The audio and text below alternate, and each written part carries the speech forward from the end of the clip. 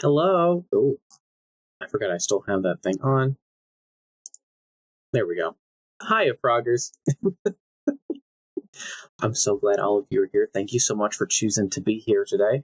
I am very excited because I have this Lego set with me that we're going to build. Actually, I'm going to turn on some music in the background. But I'm going to go ahead and just get into building this Lego set in like just a minute.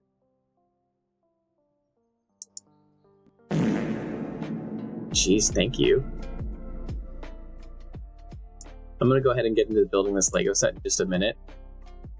And then we're going to talk about the Space Shuttle. Hello, Goblin. I love you very much. I'm also so excited.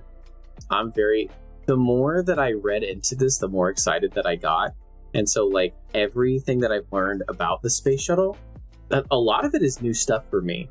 So to make lunch, thank you so much for taking time to make lunch. I'm going to go ahead and get set up.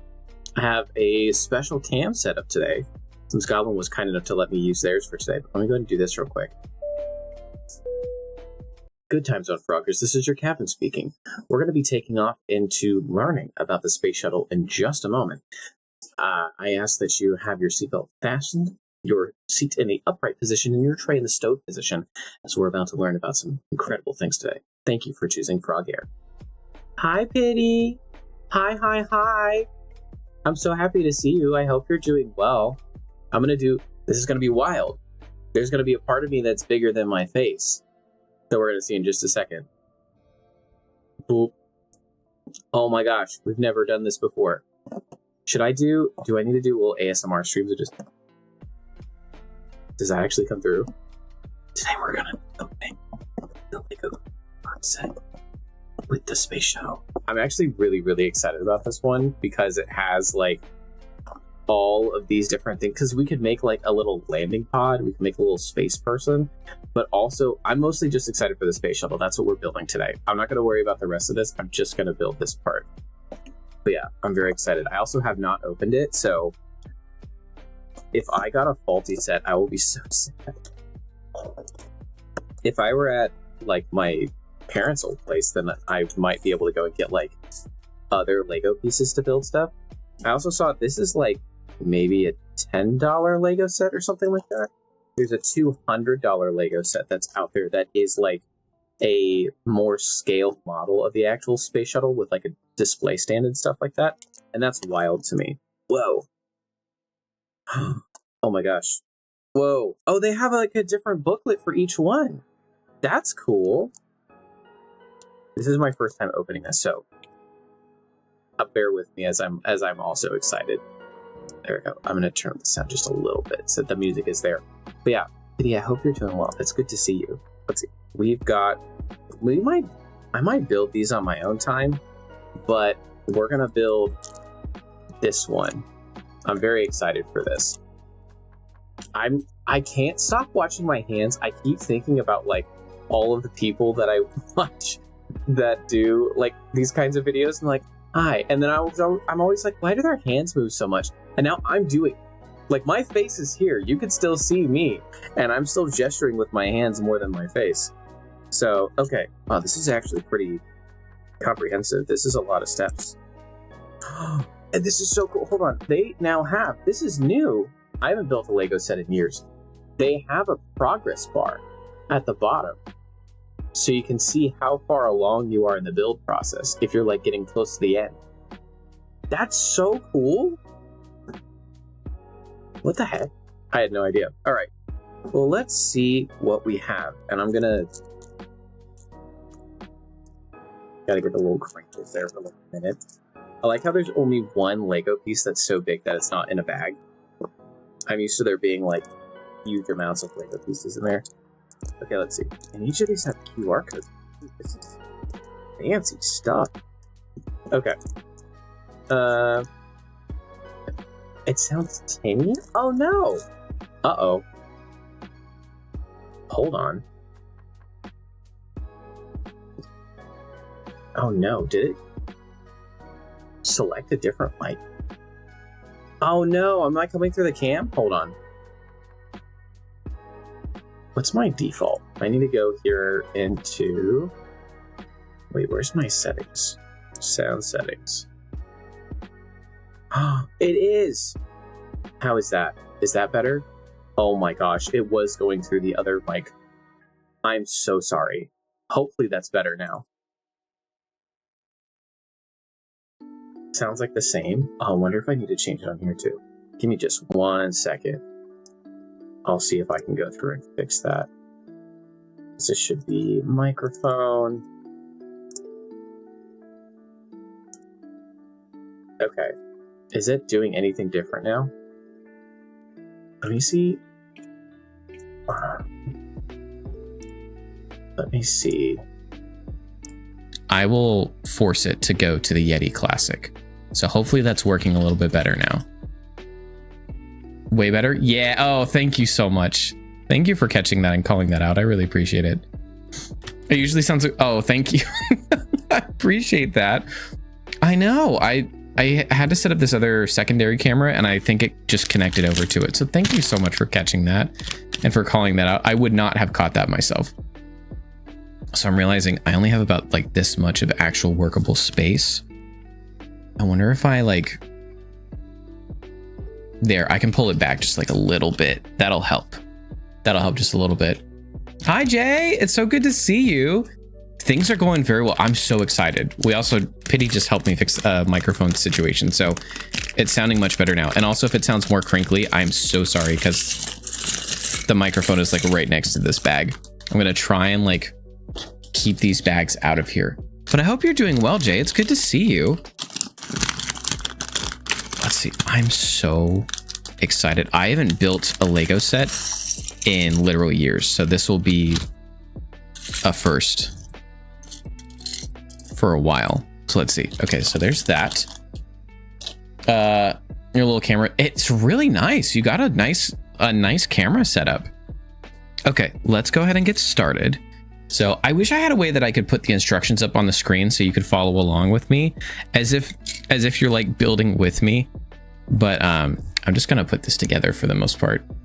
So one of the things I'm excited about as well, and part of the reason why I actually got this Lego set in the first place is because it has a lot of components that I can point to when we actually start talking about the Space Shuttle a little bit later. Excuse me. Okay, let's see. What? This is like most of my Lego experience is just like hunting for the pieces that I need. Where are they? We're looking for two tall blocks with little bumps on them.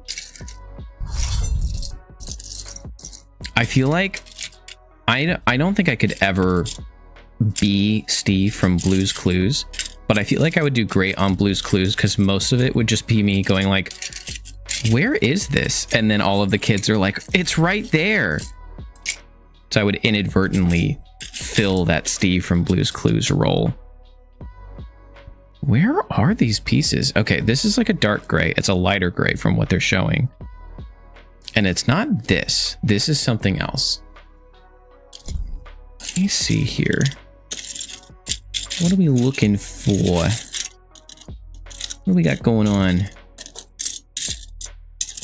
Oh gosh, I don't want this stream to take so long just because I can't find Lego pieces Oh, here we go. Yes. Okay, we found one.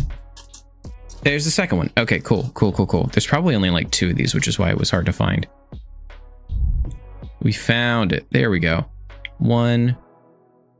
And then 2 right there. And then we need this base piece. I wonder which component we're building right now because like this is not like, I don't think that this is like the bottom of the spacecraft. Or maybe it is. Okay, so we need one of these and one of these, and we're going this way. Okay, so this is like, oh, this is like the front of the spacecraft, I think. There we go. And then we need 2 of these little arm grabbies.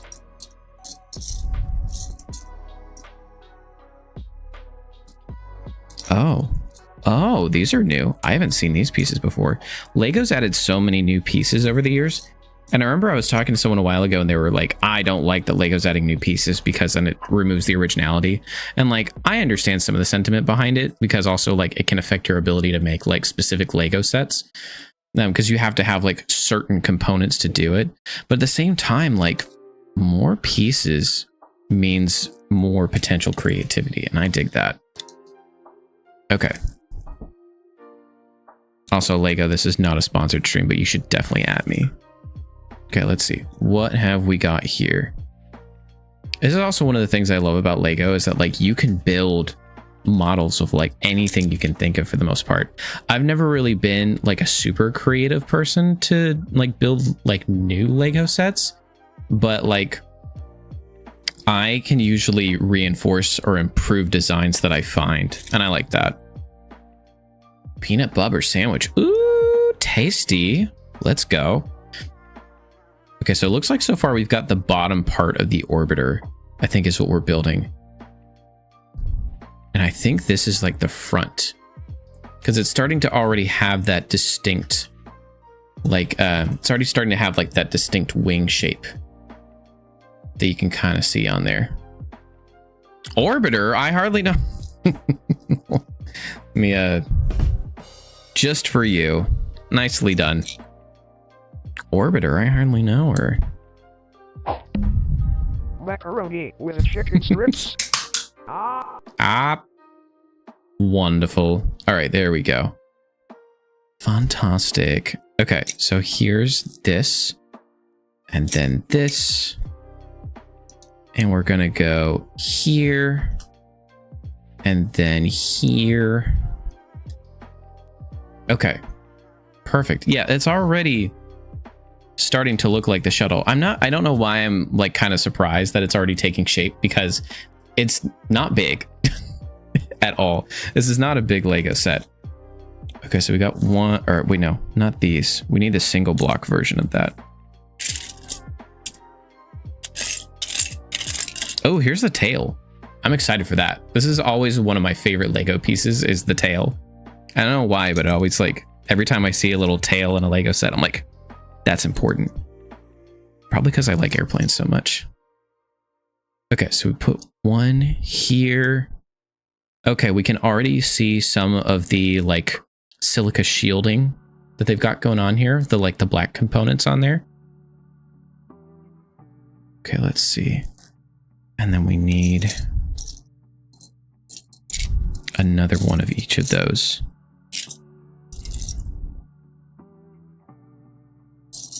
My brain keeps, now that I've mentioned Steve from Blue's Clues, my brain keeps going, a clue, a clue. But there's nothing. I can't see it. Where is this clue, dear brain? Actually, let me rotate this down just like, there we go. It's like the littlest amount. A clue. Pity, did you see it? Oh my God, wait. Pity, how did you find it? You found the pieces in here. Okay. I'm also so excited to talk about the Space Shuttle. It has been so much easier to do research for this specific project, because before, when I had done the SR-71 Blackbird, I had to go digging for so much information, and there was so much that had only become declassified within like the past year, really. And that made it very difficult to find new information. For the Space Shuttle, you literally just go to the NASA website and they're like, what do you want? And I'm like, oh, I want this. And they're like, oh, sure, absolutely, we can get that for you, no problem. It makes it so easy. It's very nice. Love Blue's Clues. I grew up on the Blue's Clues VHS tapes. Like that was my thing. I've never been one to say like a kids these days kind of thing in earnest.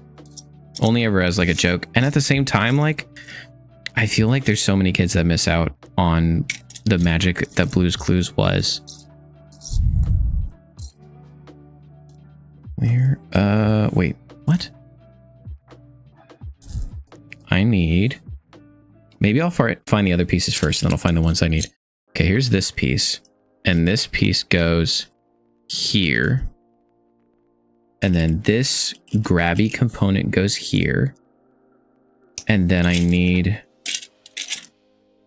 a 2-piece slope. A 2-piece slope. Where is the 2-piece slope? Oh, it's right here in front of me. There it is. Okay. Did I tweet a go live? I did a blue sky message. Blue sky tweet? What are those? What are they calling those? I didn't do a tweet, but I did a blue sky thing. I'm trying to use Twitter less, especially now that they're doing more like AI scrubbing stuff. Unabashedly. Let's see. Your new alien stuff came out? Really? Is that what he calls it? I did not hear about. I think I heard a rumor about it, but I didn't actually look into it because anytime I hear stuff about aliens, I'm like, yeah, whatever. Interesting announcements. They always come out right when they're doing stuff. Oh. They always do it as like, oh yeah, like a distraction. They're like, look at this. And like, there's more stuff that's going on right now. Okay, where's my other window? There's the other window piece.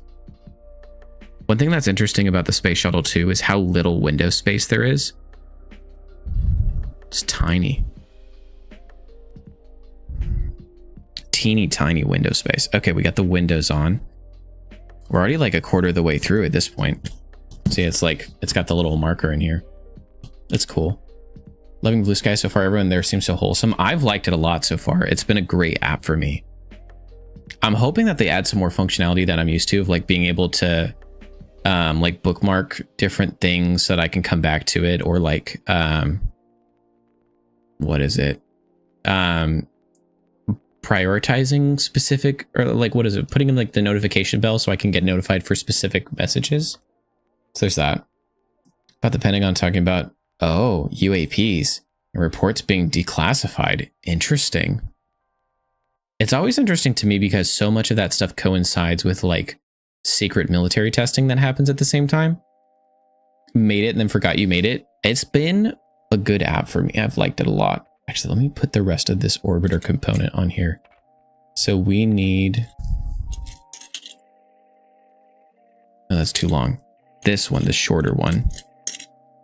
And then I need this piece, and then one of these, and then that goes on here. Oh, interesting. I don't always do this, but sometimes when I was a kid, it's probably the autism speaking, but I would try and get all the Legos. Like anytime that there was a Lego with a specific orientation of like the wording, I would try and get it all to face in the same direction. So if there was like a back of the aircraft, the Lego would point down that way.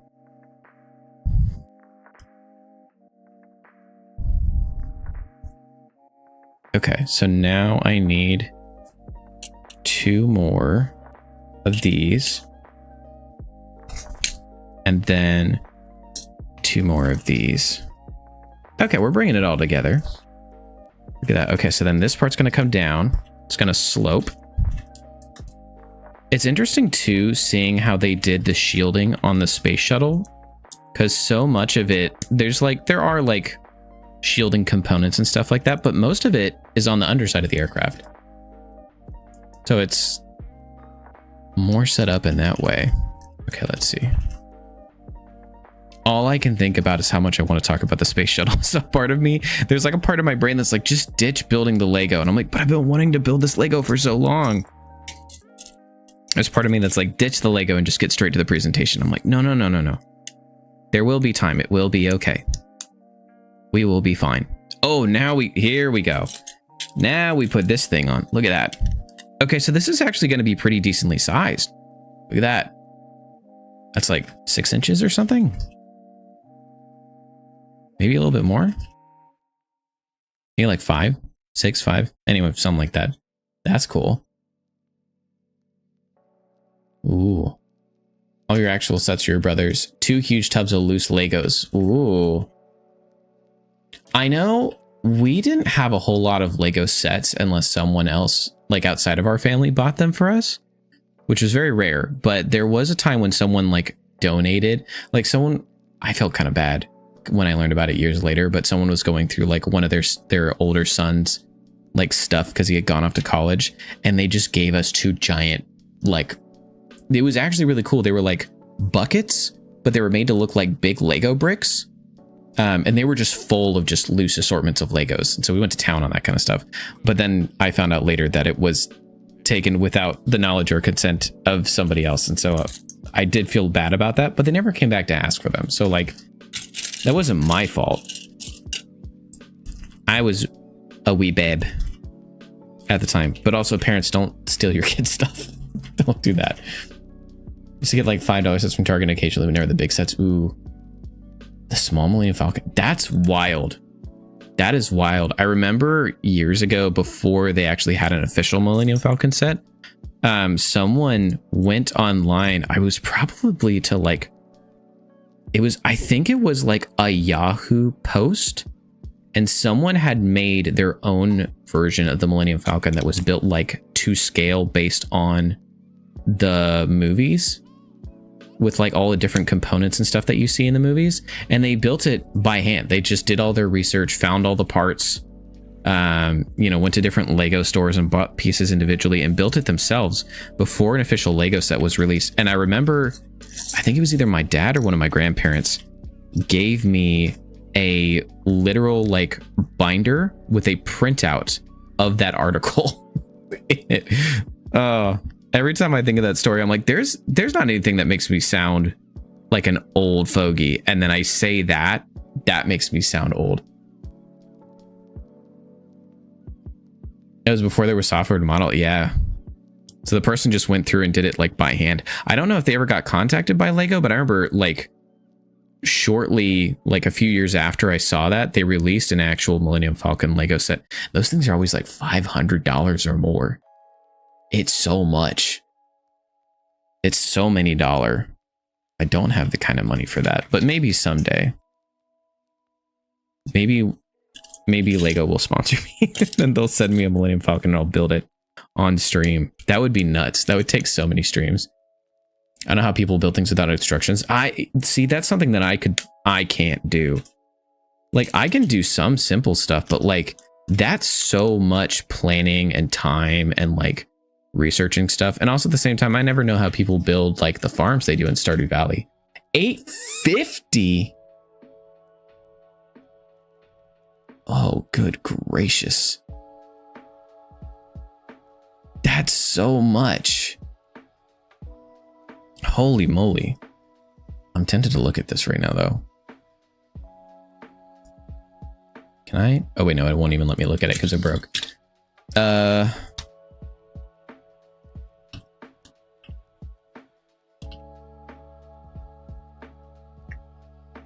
Let me see.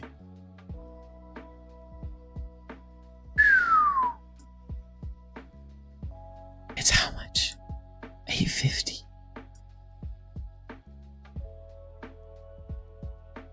Oh my gosh. 7,541 pieces. This is nuts. That's so much. Does it have? Oh wait, hold on. Here, let me let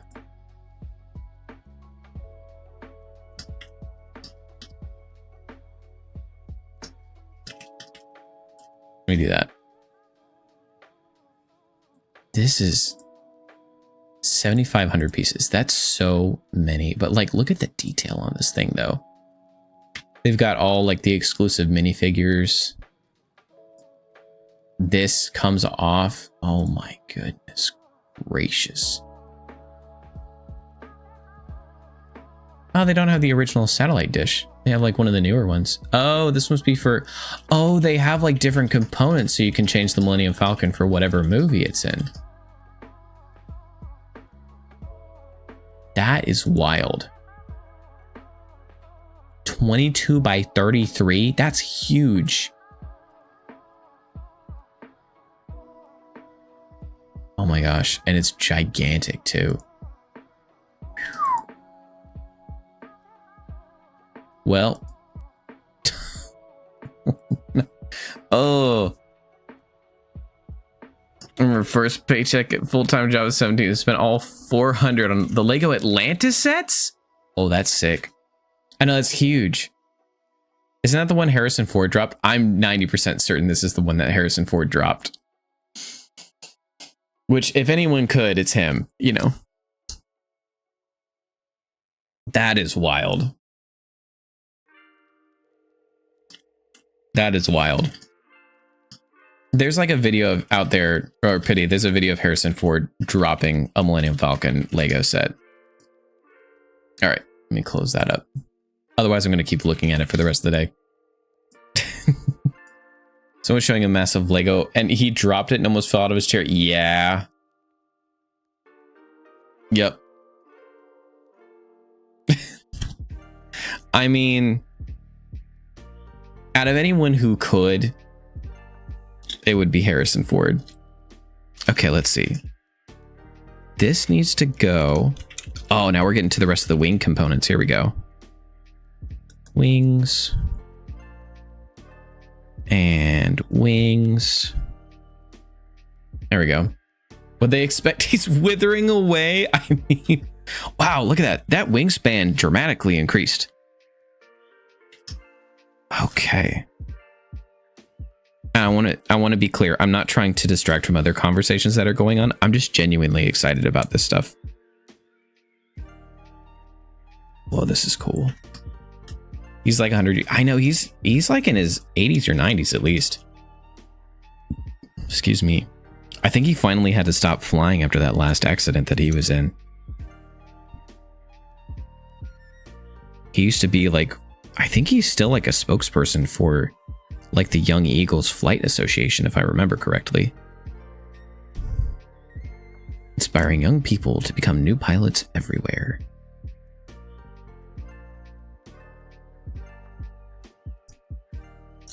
Let's see.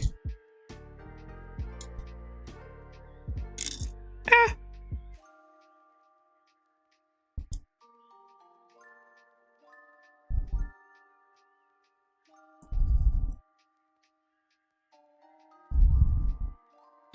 There we go.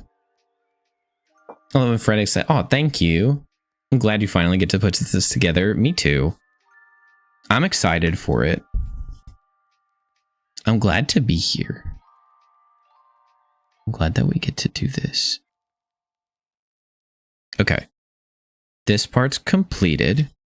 We're almost getting to the point where we can put the shuttle bay doors on, and I'm excited for that. So we get 1, 2, 1, and where's that last piece? There it is. Okay. So this one goes here. And then... Oh no! One sec. I'll be right back.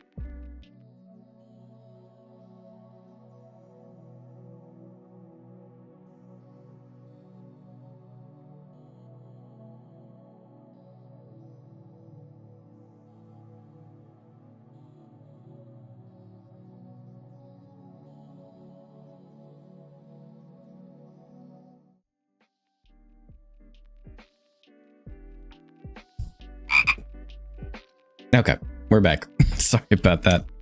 Let's see. That goes on there. Okay, we're actually securing more of this here, which is good.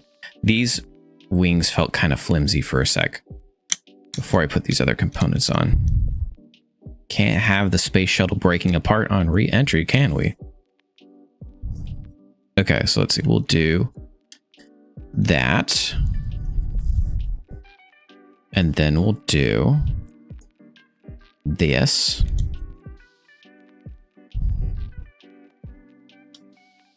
There we are. Fantastic. Okay. So now, ooh. Now we get to add more cool looking stuff. Okay, so we put this. This goes here. And then we get to put like little colors on it and stuff. This is going to be so cool. They have like little color doohickey things. Thanks for the welcome back. Back from my break of trying to get something out from under my desk because I dropped it. Because Butterfingers. Because I had to hold on to all of the pieces that I needed at the same time. Okay, there's that. There's that.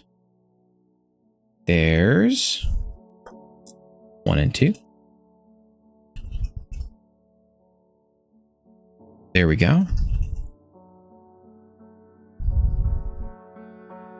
Okay, so now Butterfingers hardly know. You want to make chocolate chip cookies right now so bad? Oh, that sounds so good. I think we're actually going to make some soon too. Butterfingers made you think of that? Ooh. I love the Butterfingers candy. It's so good.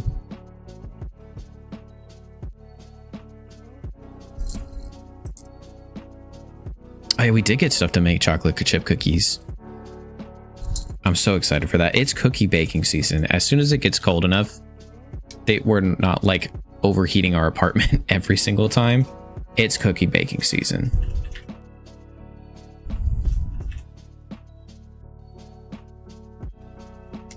Why is there... There's like a little dot from where the mold went. Where it like squeezed it in. Oh no. Okay, that one I don't have to go too far for, so we don't have to be right back for that. Downloading Origins right now. Oh yeah, that was cool. I'm excited for that. The apartment is smelling lovely and delicious. Okay, we've got the back parts of the wings. We're getting there. Look at us. We're just making progress on this thing so quick. Okay, so this is like kind of the basic like layout at this point. You've got like the wings design, and you've got the front command pod or the command area. It's not a pod, it doesn't detach, but we're getting there pretty quick. Let me do that. There we go. Like that's already part of the design. So let me go ahead and let's see what we can do for the rest of it. We need... Oh, is this... Are we going to make... Does the engine housing go separately? That would be kind of cool if they did that. Okay, so this needs to go...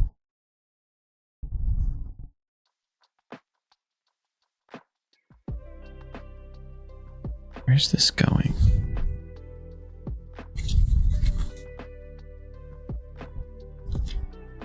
So that's like that.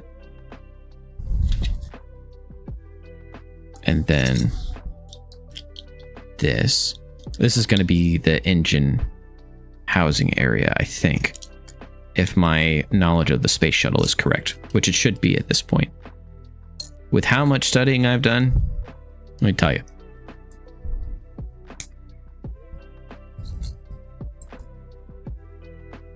Which there's a lot. We're not going to be covering everything about the space shuttle because covering 30 years of history in one stream is a bit ambitious, even for me. So I won't be doing that today. But it is exciting. Okay, there's that. And then we need these. We're definitely doing something. Is this part of the... I wonder if it's going to turn like this. And it's going to like go in... Probably like that. That's what I'm thinking. Okay, let's see. Got those. We're making good progress now. Moving along pretty quick. Okay, so here's something down here. This is taking a little bit longer than the 30 minutes I estimated it to take, but that's fine. We'll figure it out. I'm trying to make sure that we end as close to on time as possible. So that way I don't keep y'all too late. Class is dismissed when the bell rings, not when I say so. So there's that. I can't imagine me being a teacher. I feel like, or rather I would hope that I would be one of those teachers that everyone was like, do you remember like Teacher N? Oh gosh, Teacher N was so cool. Whenever the bell rings, I'm just like, get out of here. I'm not one of those. It's like, the bell doesn't dismiss you. I do. I'm like, that's quitter talk. Okay, let's see. That. And then this. And then this. Oh, are they putting these on upside down? Oh, this is so smart. Okay, so there's this little component here that we're going to put together. Normally, I'm used to it going like this. So that way, like, the more surface area is down. But I'm going to, like, flip it around this way. So it'll hold more of the components out this way. So when we put it on, it'll mount something at, like, a diagonal like that. That's cool. That's smart. So I'm not a history teacher. I just get too excited and just yap, yap, yap. I mean, history is exciting. Max spicy peppers on Rate My Professor. I didn't know this when I was using Rate My Professor years ago when I was in college, but that used to be a thing for rating how attractive your professors were, not like an official resource. I used it as an official resource when I went to college, and so I was talking to my therapist about using it. About how, like, oh my gosh, yes, I used to go and Rate My Professors all the time to see which classes were good. And they were like, what are you talking about? And they're like, are we thinking of the same thing? And so we looked it up, and both of us were just confused because it started as like an underground thing where it was like you would like talk about how hot your professor was. And then eventually it got turned into actually rate the classes and talk about how they grade and stuff like that. Both at school, I don't know what you focused on. I graduated with a degree in flight technology. Surprise, surprise, right? But that's what I did. But I also got like GED, things like that. Okay, let me put this down here. Okay, I was right. This component goes here. All right, that is firmly planted. There we go. So this is going to be the engine module in the back with the 3 different engine components. Okay, so now got this and this and this and 2 of these and some of those. Okay. So this is going on here and here, and then these 2 components on the side. What are we building? Whenever I'm building a Lego set, I always do this. I'll put like 3 pieces down and I'm like, what are we building in here? And then the next page, they're like, it's this. And I'm like, oh, okay. Literally the next page, it's this. Oh, look at that. Silly me.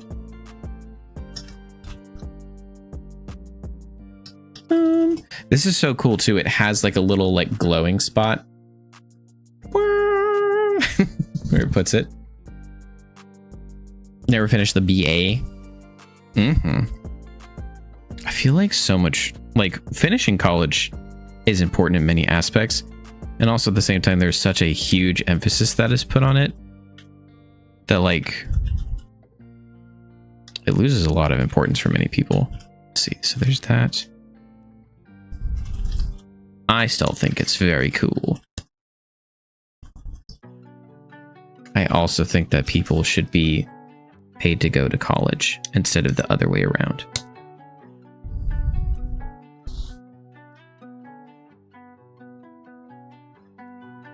Okay, let's see. So there's this. And then we need... Oh, we're putting the little rockets on the back. Rocket time. Also, it looks like these are not going to be super secure, so we will need to be a little bit careful with them.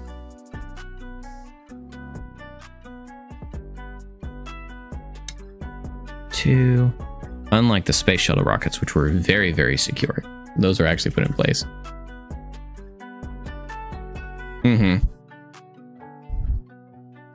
scholarships are what it's all about. I finished my stuff through community college and like different grant fundings that were available at the time. Would not have made it otherwise.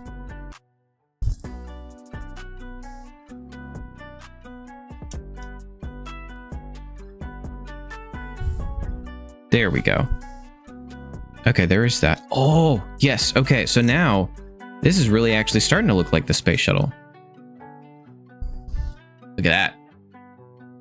There it is. You can like already see pretty much the whole shape of the thing.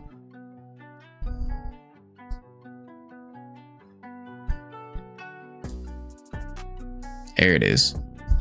Can it stand up? That's so cool. Look at that. I can like just stand it up. That's pretty neat. Okay, so now we're going to add one more engine. Here it is. The interesting thing is this is the only movable component on here, but the space shuttle had 5 major engines pointing backwards. Two that were smaller than these other ones that were mounted in like these pod kind of things here and here. But all 3 of these engines could gimbal or move about, or were mounted on gimbals, so they could like rotate and like swivel about just like a little bit and point in different directions. And you'll see some of that as we get into it today.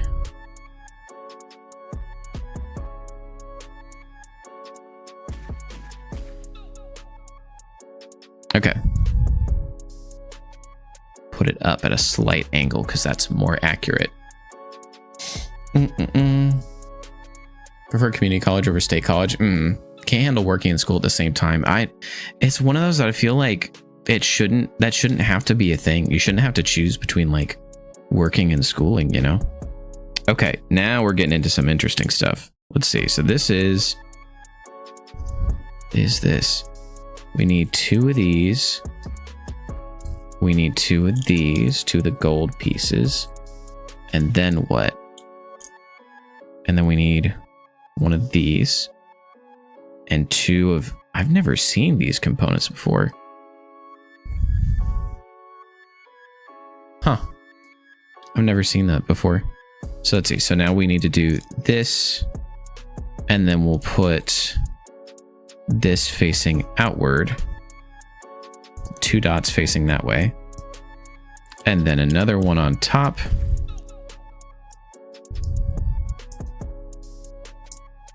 There we go. And then these 2 bumps on here. I've never seen these before. They look like the tops for little ketchup things. If you do work and school, you need a therapist intervention. It's me. I did it and I needed it. That's so valid.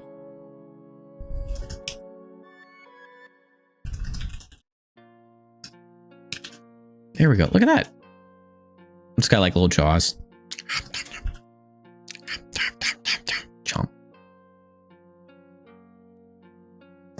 Working full-time and full credit load? That is wild. Like, I worked almost full-time.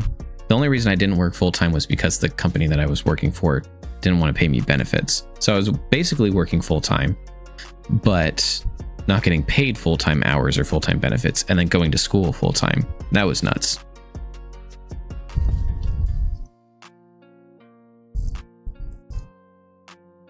But I was also seeing a therapist at the time. So there's that. Okay, so now, oh, sweet. Okay, so this goes in here. All right, so we got the little satellite piece in there. Now we have to build the arm, the robotic boom arm that they had on the space shuttle. And so that goes so that they put it opposed here. Oh, does it like grab on? Can it grab on? Can it do this? Is that why they use these special things? So I can just... Oh, that's so cool. That's awesome. Okay, so now this connects on here. Oh my gosh.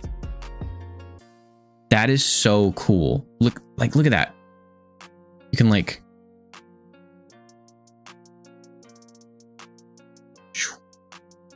There we go. Whole time, usually 21 credits. Price caps per semester? What? That's ridiculous. That's a lot. But also, look at this. It's got the little boom arm on there. That's so cool.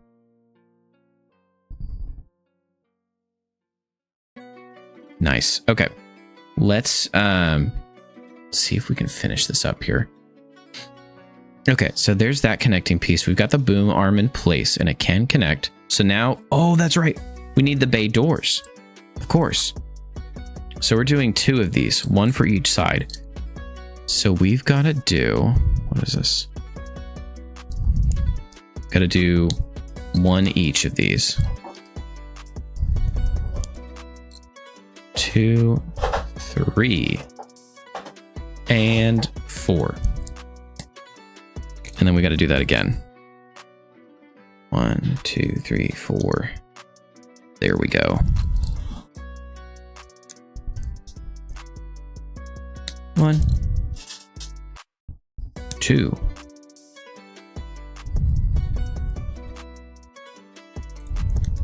3. And 4. Okay. So we need 2 of these. Support brace. And support brace. And then they want us to put these little hinge things on here too. Facing down. So it's probably going to go on like that. Oop. But they're going to need to achieve the rounded look of the space shuttle somehow. So that's going to be interesting.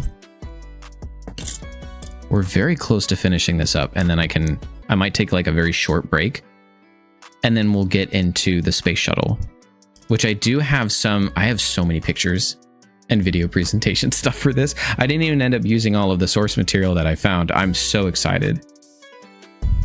Okay, so now this goes, okay. Yeah, we're nearly there. So these go along here, pointing downward. And then once we've completed both of these bay doors, then we will connect them.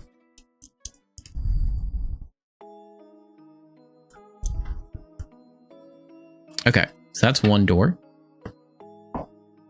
And then 2, 3, 4. Wow, and this uses like all of the pieces. So if we're going to build anything else, we'll have to completely disassemble this. Now I just need to figure out where I'm going to put this once it's done. Maybe I'll keep it like in the background or something. If I had like a room that I did streaming from, then I could put like all of these Legos that I build in the background. But maybe someday. Okay. So now these need to go on here, and it says to put them on like this. Just like... Ooh, that was a satisfying click. Let me see if I can get this on the mic for y'all. And here we go. Click. We aren't in a room, we're in a void. Wow, look at that. Oh my gosh. That looks so clean. Is that? This is so... Like, this is the space shuttle. Little click on 3. This is the space shuttle. This is so cool. That's awesome. And it, like... The doors come all the way out to like that. That's so cool. And then you can release the satellite.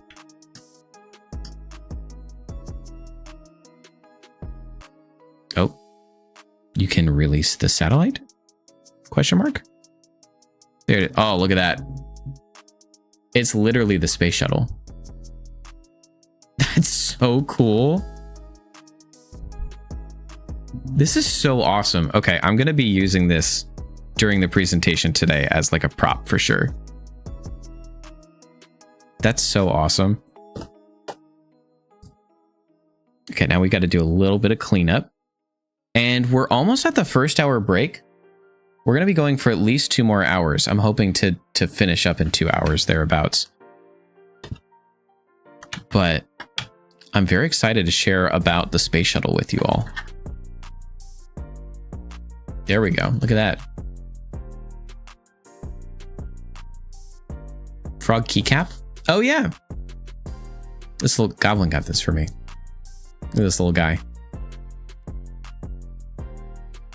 It's on the delete key, so I don't want to push it, but it is there. It's a little rain frog. This is very pretty. Okay, gonna do that. The keyboard is so pretty. Thank you so much. I had to look hard and high and low to find this one. I waited for a long time to get a good one. So this is nice. I like it a lot. It's got a good sound to it too. But yeah, let me go ahead and bring us back in here. We'll go ahead and do our announcement and then we'll come back. Look at how small this is in comparison to me, but it's also bigger than I expected. This was like a $10 set. So like money's worth for $10, I guess. Something like that. But in any case, let me go ahead and do our announcement and then we'll get back into it. Wait, did I put one of the pieces on wrong? I did. I put one of the pieces on wrong. Oops. I can adjust that though. It's just an external piece. So this piece needs to go up here.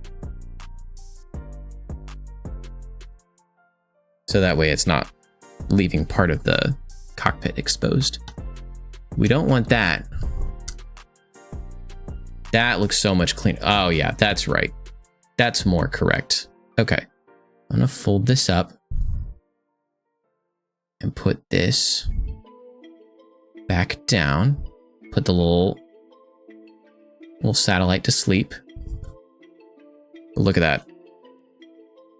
It's the Space Shuttle. This is so cool. I'm so glad that I got to make this. All right, let me go ahead and set that down. Whew. Sound alerts are not working. What? What are we talking about? Like the standard ones? Let me get those. The dashboard for sound alerts. Logging it in. Like from the panel? Okay. I just logged back in. Oh, is there it's a new version of the Twitch extension? Is that working now? I went through and just clicked on it, so it should reactivate.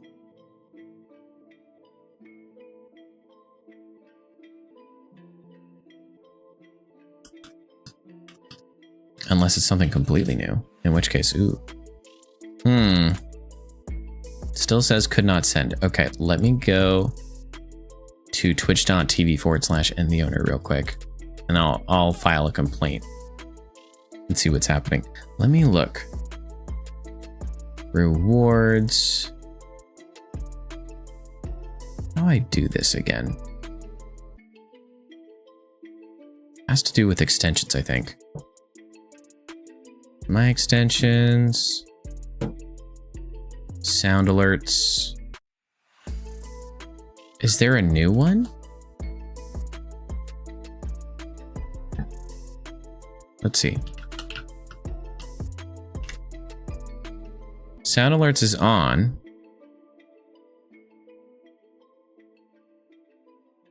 It's here and it's active according to me. And what it's showing on my end. I'm not sure why it's not working.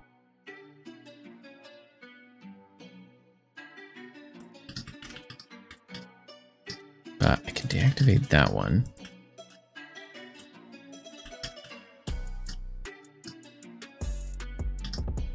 Okay.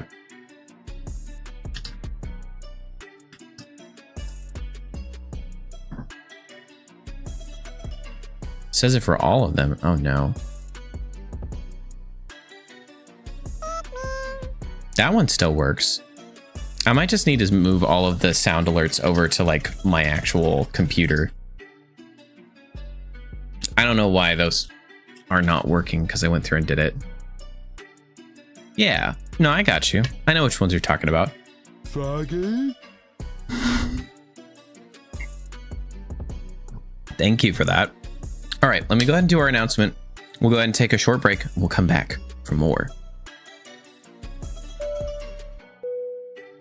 Good time zone, Froggers. This is your captain speaking. We've made it to, well, one of our first stops along the way. We've made the Lego Space Shuttle, and we'll be back in a little bit after the short break so we can talk about the Space Shuttle and its missions. I want to thank you all for joining us here today and hope that you will continue as we move forward with learning about the Space Shuttle. Thank you for choosing Frog Air. All right, I'll be back in just a little bit. I'm going to go grab a snack and stretch, and then we're going to talk about the Space Shuttle. Be right back.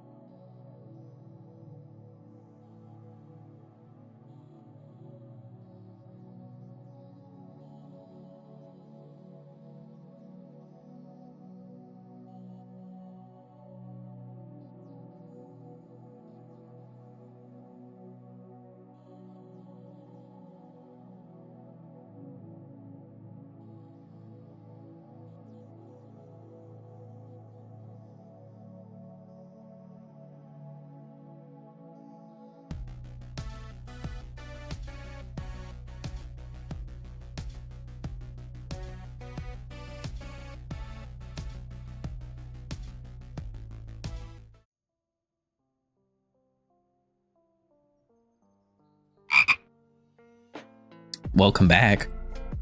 I hope you all had a good... Thank you. I hope you all had a good break. I'm excited. I'm so excited. We're going to be talking about the Space Shuttle. I'm a little bit nervous, but I'm also excited. Make my brain bigger now. This is a stick up. Increase the brain. I'm excited, but I'm also a little nervous because this is a lot. I'm hoping that this will all make sense. If y'all have any questions, please, I encourage questions. I want to be able to answer them as best I can. One thing I'm going to be putting a disclaimer for at the beginning is there are 2 accidents that occurred during the lifetime of the Space Shuttle. I'm not going to be talking about those today, but if you are doing your own research later, just know that that is out there. If you want more resources on what to look for and how to find more stuff about the Space Shuttle, I'm happy to help with that as well. There's a lot of additional stuff that I looked up and that I learned and read about that I did not put into this presentation because it is already extremely long as it is. But I'm excited to share this with you. I'm super duper stoked. Let me go ahead and get us on over here. And it's very fun for me because, like, actually, I'm going to switch us to our nighttime one. Oh, yes. Oh, this is perfect. This is so cool. Also, like, we built this. Wait, that's the wrong way. There it is. There's the correct orientation of it. I mean, it looks so much the same. We built the Space Shuttle. That's cool. But yeah, true to size. Wow, I know it's like the exact same thing. But yeah, there's a lot of additional stuff that I'm not going to be covering here today. We're mostly going to be focusing on the orbiter craft, which is what you see in front of you. Excuse me. We may be talking about a few other things along the way, but that's the primary aspect, is the orbiter craft. So let's go ahead and dive into it. If you have any questions, I encourage you, ask them. I will do my best to answer any questions that you have. The kettle is coming through when I talk. Okay. That will be done soon. Well, we might wait for just like a minute then while the kettle goes through and gets things done. But that's okay. I'm just going to sit here and marvel at this little spacecraft that we have, that I now have in my hands. I feel like a small child me would be so thrilled that this exists. This is so cool.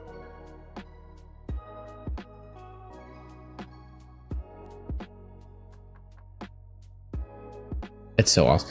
I also love that they included the doors in it and everything like that. For a Lego model like this, I would not have expected them to do that, but it's very cool. I'm very excited for it. Okay. All right. So one of the interesting things about the Space Shuttle itself is that it was first launched in 1981. I was not as familiar with it until I was brought into this world of existence, but I knew more about it during the early to late 2000s, and that was during the waning period of the Space Shuttle. That was when it had one specific mission focus, which was to build the International Space Station. So right now, you didn't know about it before you were born? Fake fan, I know. I haven't been on it since, I was brought into existence, but that's what happened. Yeah, so the International Space Station, which the Space Shuttle helped to build, is still in existence. So if you hear them talking about space flight and what's going on, there is still an International Space Station. There are still craft that take people to and from the International Space Station. But yeah, it is not involving the Space Shuttle. All craft that are used right now are largely non-reusable. I think SpaceX is working with their reusable craft for the most part, but a lot of them use disposable rockets and things like that. Embarrassing. Oh, I'm so embarrassed. I hide my face in shame. I can't talk about the Space Shuttle, actually. Just kidding. But no, just kidding. I'm going to talk about the Space Shuttle. I know about the Space Shuttle, so I'm going to teach you all about it. It's one of the most interesting things to me because it's the only time that we've ever built something that was designed to go to space and then come back in that regard. So it's very cool. It also does it fast too. one of the things that I've learned so much in my studies on this is not just how incredible the space shuttle is, but the scale on which everything happens. Like, it's way faster than I expected. It brought so much more to space than I expected. The crews were phenomenal that it worked on it, and it did so much. There's so much that the space shuttle has done. It's incredible. And I'm very excited to talk to you all about it. There it is. Now that's done. So now I will go ahead and begin preparations for us to talk about the space shuttle. So we're going to go ahead and get into this. This is going to be a relatively similar format to what I did for the, oh, I have everything ready over there. Oh, okay. Gomma's also having tea with me. That's gay. So I'm going to talk about the space shuttle. This is going to be kind of a similar format to what we did for the SR-71 Blackbird. I'm going to cover a lot of different aspects of the space shuttle. I'm not going to be able to cover everything, but I'm going to do my best to give you a good idea of what happened so that you can also be more informed and more in awe of the space shuttle. So there is that. So some of the topics that we're going to be covering today. We're going to be talking about why the space shuttle was built. We're going to talk about the design, development, and testing. We're going to talk about the specifications and technology that came with the space shuttle because it ushered in a new era of flight technology. We're going to talk about the launch to landing and how that worked. And we're going to talk about some of the specific missions. I have like 3 specific missions that I picked for us to talk about. There are so many. And we're going to talk about the space shuttle retirement as well, because that is also an interesting aspect. So let's dive into it. So first, why was the space shuttle built? I think it's important with every aircraft that I ever talk about to talk about why the specific aircraft was built, because each aircraft is different because it's made for a different purpose. Kind of like with cars, you have different cars that do different things. There are some cars that cover more than one aspect of something, but for each one, it has its own specifications. So first, why was the space shuttle built? It's largely because we wanted to do more space discovery, and it was based on politics. There's a lot of interesting political stuff that goes into this. I'm not going to get too muddied into it, but we're going to talk about it just a little bit because it is important to the space shuttle program. So one of the important things here is the US military first opened a project with NASA in the late 1950s to help develop a reusable glider that could be piloted from space called the X-20 Dinosaur. And it was very interesting to see this because you can see here, this design is actually not too far off from what they eventually decided to go with for the space shuttle. Back with dinner. Oh my gosh. What is your dinner? That sounds really good. But yeah, they were originally working on this project called the Dinosaur, where they were going to launch something up into low orbit around the Earth, and then it would come back through the atmosphere and glide to whatever targets reconnaissance it needed to do, things like that, and then go and land from there. Some ramen, but ramen with the egg in it though, so good. I love like the scrounge kind of ramen where you just kind of like find stuff that works. You're like, I know this is gonna taste good in it. You put that in it, so good. Like professionally made ramen, delicious, but like this is also good. Egg in the broth is the best part of ramen for you. I mean, soft boiled egg and ramen, immaculate. But in any case, there we are. Egg and broth and soft boiled egg. Hey, there we go. But no, or minimal noodle. Absolutely. But yeah, so they originally started with the X-20 Dinosaur. So this drastically increased how production went along because I'll go ahead and do this. So it started with an idea. Project Dinosaur was first canceled, or was actually canceled in 1963 with the rising cost of the Gemini program. The Gemini program was a 2-man space mission that sent astronauts into orbit around the Earth. Eventually, after a successful moon landing in the late 60s, the space transportation system would be revitalized by President Nixon to draw heat off of the failed war attempts led by his administration. According to NASA personnel, and this is in interviews you can find with NASA personnel, Nixon announced the space shuttle program, and then a day later, they say even like the next morning, a representative of the Nixon administration called to officially give the budget, which was significantly reduced from what he had told the American people. This was far less than what Nixon had stated to the people in the press conference, so adjustments were quickly made to accommodate. They had some original ideas when they were building the space shuttle. They actually had a concept that, and these pods in the back, there were going to be air-breathing jet engines that were going to pop out when it came back into orbit so they could fly it to wherever it needed to land. But that was eventually abandoned, especially after the budget cut, so that they could go with the idea of a glider coming back in from space. So essentially would launch up like a conventional rocket and then would glide back down to Earth after completing its mission. So there's that. So very quick intro into that. Again, a lot of additional politics and stuff like that went into it, but we'll get into the design, development, and testing of this space shuttle. It's interesting. So here's some of the original space designs. I wanted to bring this into perspective for you all. I'm first showing here the Mercury space capsule. This was the original spacecraft. I think this is actually a display that's in a museum because they have this cutaway here. This is where the door component would have been, and this popped off.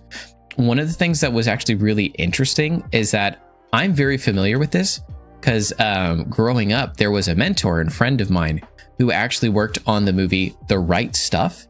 And so he had a replica of this in his yard. It might even still be there if I'm thinking about it correctly, because The Right Stuff is a movie of how they got astronauts into space for the first time. So he had the replica that they had made for the movie that was based on the original design. So this was one of the first spacecraft. It is tiny, as you can tell. It's very small. You've got all of your instrument panels on here, all of your hard switches and things like that. But it was just designed to get someone up into space, maybe do an orbit or two, and then come back. And it was designed for a single man mission. So just put one person in there. There is a launchable parachute that would come out of the top up here. And this part down here that's scored pretty heavily that you can see is actually the heat plating and the heat protection on there. So when the Mercury orbiter would come back into Earth, they would basically point this bottom part into atmosphere, and most of the heat friction from returning in atmosphere would be absorbed by this. So this was the main heat replacing component. That meant that they could put, other stuff in here that was protective but relatively light, and to put most of the heat absorbing components into here. They would put the astronaut in like a fully protective suit, but most of these, while they did have their own like protective systems, it wasn't necessarily designed for life support or long-term missions. It was just to get people up there to see what happens and then get them back. I feel like I've seen a movie or a video of one of those re-entering atmosphere. Absolutely. And also, if you've ever played like the Kerbal Space Program game, it's based on this design. This is kind of the same thing that they go with, especially when you're starting out very early on. But yeah, so there's also additional to that. This is the Mercury spacecraft, or not the Mercury spacecraft, the Gemini spacecraft. See, this makes me want Space Engine. Ooh. Hello, it's good to see you. Well, to play Space Engine, that makes sense. That's fair. It's good to see you. I'm glad that you're here. But this is the Gemini spacecraft. So this was designed for two individuals. So this is the follow-up to the Mercury spacecraft, and you can see it's basically the same design. Like if we look back and forth, it's basically the same design. It has the upper component that the parachute comes out of. It has this lower component with two astronauts that would go in here, and this was essentially just sending two astronauts up into space for different stuff. So, hi Jovi, it's good to see you. Not to be misunderstood with space engineers, different games and similar names. Absolutely. Gonna be in and out. Thank you so much for lurking, Jovi. I'm so glad that you're here. So yeah, there's kind of like a further development of the design of like the original Mercury spacecraft, the Gemini spacecraft, and then the Apollo moon missions, which was a further development on this. And you can see here, this is all new for the most part, but this is because they have like a launcher module to have enough thrust to get around and back, and also, for the astronauts to be in and stuff like that. But this upper component here, this kind of like tin triangle kind of thingy, this is the main aspect of the craft. And you can see how this from here up is very similar to the Gemini and the other components, because again, it's that same cone kind of shape. And then at the top, they had the point where the parachute would come out of and things like that. So again, not very much changing in the realm of design for these different things. And it was as they neared the end of this program that they were like, well, we need to have something that's reusable if we're going to keep doing this, because otherwise it's so much money to keep reinventing these every single time we go through and do this. So we want something that's reusable. Maybe we can even use it for a space transportation system, which is what they eventually named it. So now that we've gone through and shown some of the original designs, they went through to completely remake it. They wanted to make something that was going to be reusable, that could potentially have a glide path to it, that was going to fly just a little bit, but that also needed to be able to get things like testing and equipment up into orbit. Because launching equipment up by rocket was cool, but they wanted a way to make sure that there was more human intervention so that people could get into space to do different objectives. So now we're going to talk about some of the key players of the game. These are some of the involved companies, and you might be surprised to see most of these companies you still know because they still exist today. They've changed names, but they're still around. So first we have Rockwell North American, which eventually became Boeing. They were the creators of the orbiter craft. So this is the main thing that we're going to be talking about today. This was created by Boeing. So the Boeing 737 for Southwest that a lot of people fly on, the Boeing 787 Dreamliner, a lot of, again, large aircraft is made by Boeing, and they originally made the orbiter craft. Morton Thiokol, which eventually became ATK and then was eventually acquired by Northrop Grumman in 2018, made the solid booster rockets. So the two white booster rockets that you've seen that we're going to cover as well, that was made by Northrop Grumman essentially. I didn't know Martin Marietta turned into Lockheed. Yes, I know, this was new information for me too. So Martin Marietta eventually became Lockheed Martin. They're the ones that created the external tank. Your dad and I need to talk at some point. We're going to make some fancy sandwiches at some point and we're going to talk, and it's just going to be like 3 days worth of conversation. There is so much there. My brain is like, I'm activated now. That is incredible. But so Lockheed Martin made the external tank. And in Dad Screams podcast, oh, could you imagine? I feel like we'd have to get that vetted before we actually released it so that we didn't accidentally talk about government secrets. That would be an issue. Any case. But yeah, Lockheed Martin made the external tank. The external tank is the only non-reusable component on this spacecraft. Represso aesthetically, Dad works at NASA? No way. Okay. Oh, Mom was cool. She could talk about training Wait, what? About training astronauts? Hold on. What? How did I suddenly make so many friends that have parents who did big things that are involved with space flight? For real? What? Oh my Lord. My brain is short-circuited. This is so much. I had no idea, and this is so cool.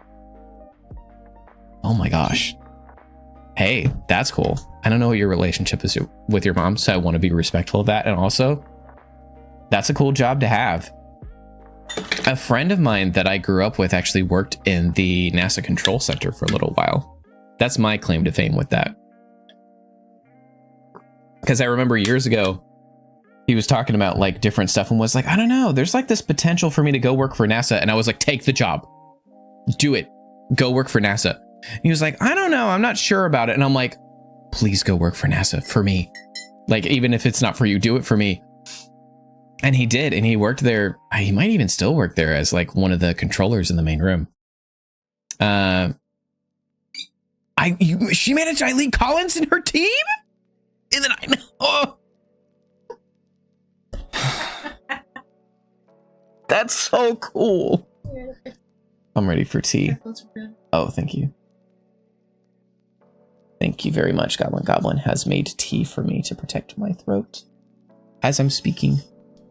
Jovi, that is so freaking cool. I guess I gotta go on a trip across the US so I can do all that. One of your childhood friends is unarchiving some old tapes from the Apollo missions right now. How do I get involved in this? Oh. Oh, that's so cool. Okay. This is why the stream's might go long, is because I'm just gonna do that. Ship me to Houston, I know for real. Thanks for letting you find out what your dad did back when you were born, I suppose.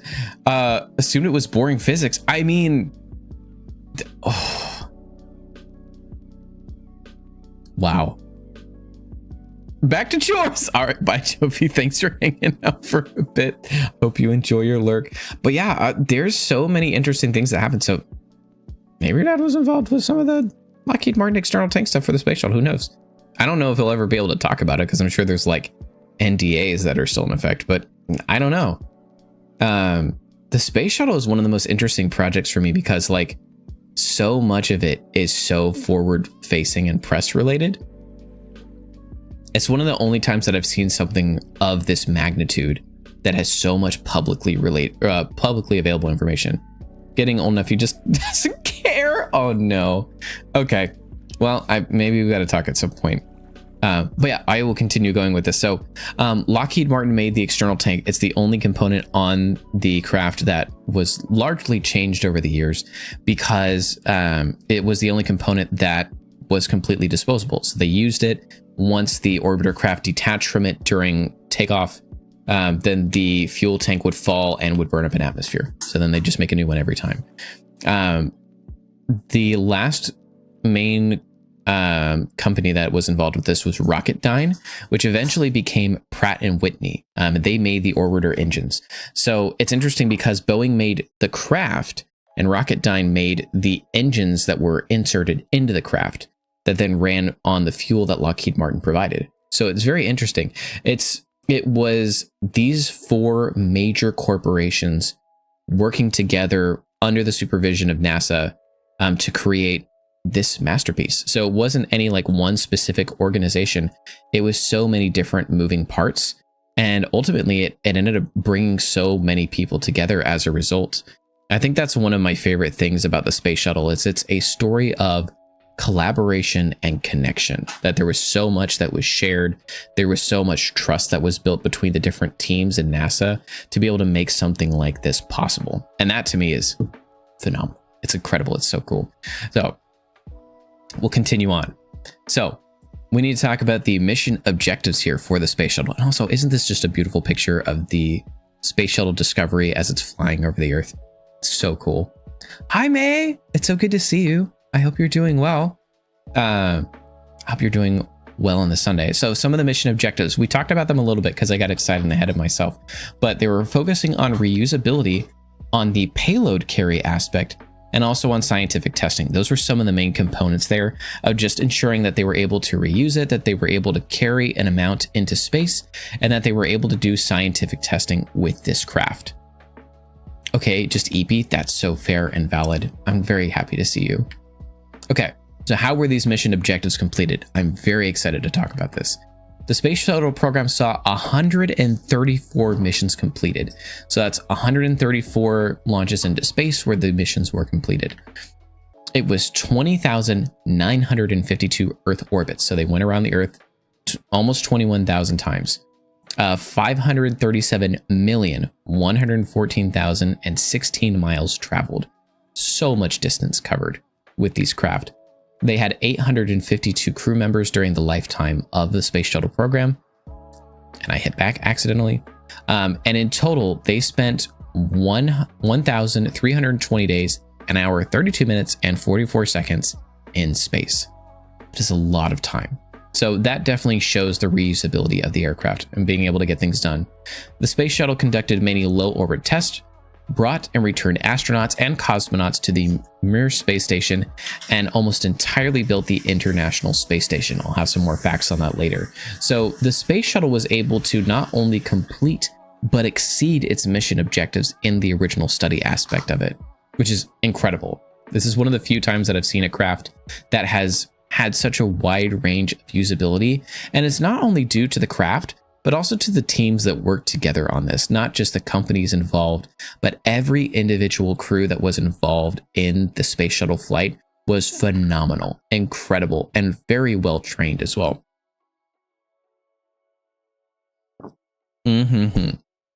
I won't go into this a whole lot because I didn't do a whole ton of study on. Well, I did a lot of study on this, but I didn't put this in here. But the astronaut program involved with the space shuttle was phenomenal. It was incredible. I saw an estimate that they trained 5 times the amount of hours for each mission on Earth before they went into space. So for whatever amount of time they spent in space doing each mission, they spent 5 times that amount of time on Earth training for that before they went. How's the honey amount in the tea? It's excellent. It's a little bit low, but it is very, very good, and I appreciate it. I think it will be helpful for me. Thank you very much. I appreciate it. Also, shout out to the MILF mug. Do I want more? I do not want more. Thank you. It is just right to accentuate the lemon and the ginger in there. It is delicious. Thank you very much. But yeah, also, again, another thing I won't get into because I didn't include this in there, but it's also fascinating, is that they have the largest swimming pool in the world at NASA, where they go and they train all the astronauts, because in order to simulate low gravity, the best way to do that is to get people into a swimming pool. So all of the astronauts do like hundreds of hours of swimming pool time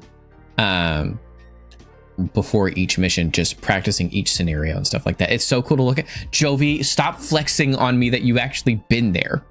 But it is so cool to look at. You know what? I might actually just go and pull up a picture of it since you all can see this. NASA swimming pool. There we go. Look at this. The Neutral Buoyancy Laboratory. I'm going to talk about this a little bit just because it's so freaking cool. 202 feet long, 102 feet wide, 40 feet deep, 6.2 million gallons chlorinated fresh water. And it's about, the water temperature is between 84 to negative 86 degrees. Like, look at this. They have diver support. They put like all of their spacecrafts in there and stuff like that. Look at all this stuff in here. It's so cool. All of these incredible things. What a beautiful face I have found in this place. But like, it's so cool. All of the different stuff. Do they have more pictures of this? There has to be more pictures, right? Oh my gosh. Like, look at this. I think this is when they were training for building the International Space Station, because this is a replica of the International Space Station, and there's astronauts that are like floating around in here training for assembly, which is wild. Like, look at this. And they have divers that like follow along with them to help like be there with them and coach them and catch them and stuff like that. It's so cool. This stuff is so cool. I want to swim in that pool. It's so big, right? Look at him T-posing before he goes in. But like, again, so much training goes on before every mission. I think that's something that I definitely took for granted and that I didn't get to see when I was younger and still learning about this, is just how much time they put in before they even send people into space. It is so cool. Any case, there's that. Once you get to a certain depth, you just sink, apparently. That kind of makes sense. That makes sense. Okay, let's see. There we go. All right, so now that we move beyond that, we will come back to that later. It will be important. But we're going to talk about the design and development timeline. So in 1966, a joint study is completed as the Apollo program nears completion. And this is again after the dinosaur program was dismissed in 1963. A new option is needed to continue space study. In 1968, the Space Shuttle Task Group determines the best design for the craft. And this is after 29 different designs were reviewed. So they went through the designing process. Each aspect was reviewed. There were 29 different completed designs that were reviewed before they went forward with this. In 1971, the shuttle main engine contract is awarded to Rocketdyne. In 1972, President Nixon approves the Space Shuttle program and revisions are made to the Rocketdyne system, but there's that. In 1972, the orbiter contract is awarded to North American Rockwell, which is Boeing. And in 1973, the external tank contract is awarded to Martin Marietta, which eventually became Lockheed Martin. And the solid rocket boosters are awarded to Martin Thiokol. But yeah, here we go. In 1974, construction begins. So that is 7 years before the first actual space flight. Now we're going to talk about some more interesting stuff as well. In 1977, the Enterprise is completed for flight testing. Now, one very interesting fact about the Enterprise, it was originally named the Constitution. The Enterprise was originally named the Constitution, and then they changed it because Star Trek fans learned about it and said, if you're going to be exploring where no man has been before, you have to call it the Enterprise.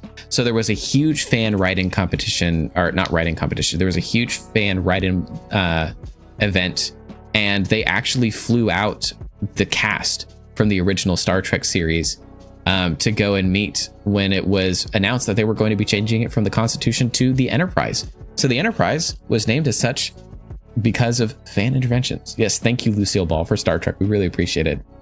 But yeah, it was renamed into the Enterprise originally from the Constitution, and I am so thankful for that. I can't imagine sending something like the Constitution as a training craft. So now, I think I have some pictures here. I do. This is the Enterprise, because the Enterprise was never actually sent into space. It was merely a test bed to make sure that it could fly appropriately. So what they ended up doing to test it is they took it to, like, 15 to 20,000 feet, something like that. Constitution, more like constipation. Get them out of here. So what they would do is they had a modified Boeing 747, and you can see extensively modified because they have like these additional like kind of stabilizers on here, on the edge of the horizontal stabilizer here. So what they would do is they would get this Boeing 747 up to speed pretty much as fast as it could go, and then they would release these clamps that were attached to the Enterprise, and it would, like, kind of break away and float up for a bit, and the 747 would go down and then away, just to make sure that it could get that flying part in there. And from what I've read, from what I've read about, this was the test pilots that flew in there, this was their favorite craft to fly. They were like, the aspects that went into the Enterprise and everything about it, this was the best craft that we have ever flown. Didn't get any notifications. I'm so sorry. I'm very glad that you're here. I don't know what Twitch is doing with their notifications right now, but I'm glad that you're here. It's so good to see you. I hope you're doing well, Milo. Oh, but yes. So one of the interesting things in here is because they didn't put any rockets on the back of it, they wanted to simulate to show where the boosters would go, or where the rockets would go. So they put like this cone kind of thing on the back to show, one, that it was not a powered craft, and also two, that this is where the engines were going to go, basically. Excited to hear what you had to say. Thank you very much. I think that a basic look looks like the plane gave birth to that thing. I mean, it's going piggyback, so it did that. It's also interesting because you can see the scale of the space shuttle in comparison to the Boeing 747, because like this is your standard Boeing 747 and one of the largest commercial craft ever made, and the Enterprise is like not that much smaller than it, maybe like half the size. It just goes to show the scale of this craft. It is huge by comparison. So to get something like this into space after doing like the Apollo and the Mercury and Gemini, that were all small craft that were designed to just get one, two, or three guys into a space and just cram them in there as tight as you could, to going to something of this size was truly phenomenal. It was a huge undertaking on the part of NASA and all the other companies involved. All right, we've got more. This is another close-up look at the Enterprise. You can see here that they have the antenna on the front. This was not included in the final design, but this was just for testing so they could get everything involved. You can see the original components where they were planning on putting like the different pieces on there for testing of all the different paneling and such. The bay doors that would open up at the top. You see the original NASA, and this is they called it Worm Script, which I love. This is the NASA Worm Script logo that you can see on here. It's got the thruster pods in the back with the directionals that were covered at this time, but that's where we're gonna go. Worm Script, absolutely. And you can see the entry and exit door here on the side. So this was flown by a 2-person crew. They would have one person on each side going through and flying it just as you would with a normal craft. And they brought it up and then landed it back down. And they were able to go through and get everything tested and prepared. All right. Now we get to talk about specifications and technology, which is one of my favorite parts whenever it comes to any aircraft and design. So we're going to talk about this a little bit as well. And I'm just looking, we are making a fantastic pace. So we'll hopefully be able to get through everything that I had intended for today. So I love NASA so much. I want to do a huge shout out to NASA and say thank you so much for making all of this information publicly available so I can just go and get it. I don't have to go crawling through different places and find wild stuff. They just have all of this available. Like, you want to know about the Space Shuttle having the top, front, rear, and bottom view and all the different aspects to it? You go onto the NASA website, it's right there, baby. It's so nice. But they have all of the, like, again, just the scale of this craft is so enormous. I have yet to actually see one in person. I learned through studying this that they actually have the what is it? The Endeavour, the last space shuttle craft that was made. The Endeavour is currently housed in Southern California. And so I am like trying to figure out, do I go down there at some point to go and see it in person? I'm going to have to take pictures if I do that because that would be so cool. But in any case, they have all of the different components in here. NASA low-key, the government's cool uncle. Gonna gatekeep a lot, but give you just enough information to keep you interested in asking questions. Absolutely. You got a replica. Oh, because you have the, do you have the Enterprise there? Or is it some, because I know, actually, yeah, no, Houston didn't get one because the Johnson Center in Florida is the one that got the Atlantis. That's a shame. That is a shame. The Enterprise is in New York. Actually, we're going to talk about all this later. So there's that. We don't have a real shuttle. I guess you have to come to California. Oops. Except I don't live in LA. It's like a 9-hour drive to get down there. So if you go there expecting to see me, good luck. It's huge. It's so much travel time. There's all that. But yes, we have all these different things. Not to be a NorCal bitch, but unmade, but you, SoCal, I mean, it's better here. I will be very biased about that. So I'm going to go through and talk about the different stuff before we start getting into a war of the states and what happens. So they have all the different landing gears, the nose and the main landing gear. That's pretty standard. They have the forward reaction control module. So this is a directional like thruster system that they have. They have the payload bay doors, which you saw in the Lego model that we built. They have the orbital maneuvering system and reaction control system modules, which are the pods on the side, which again, on the Lego thing.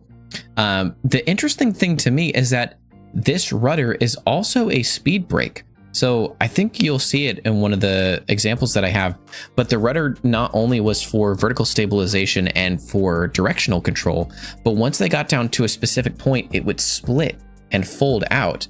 And it was one of the few speed brakes that they have on the craft because the elevons and the body flap, they don't use for any kind of air braking system. The rudder is the only one that does that, which is wild to me. It's really cool. They have the aft reaction control system. That's these pods right here and these 4 directional thrusters here, in addition to a few others. The 3 main engines are here, which you can see on the rear view. And then the elevons. So this used a combined elevator and aileron system, similar to what we saw on the SR-71. So these would act both for roll control and also for vertical pitch control as well. There's also a body flap here on the back, which would protect from some thrust down here, but could also be used to get some additional lift on the body of the aircraft. The interesting thing is that this aircraft used a largely lifting body design.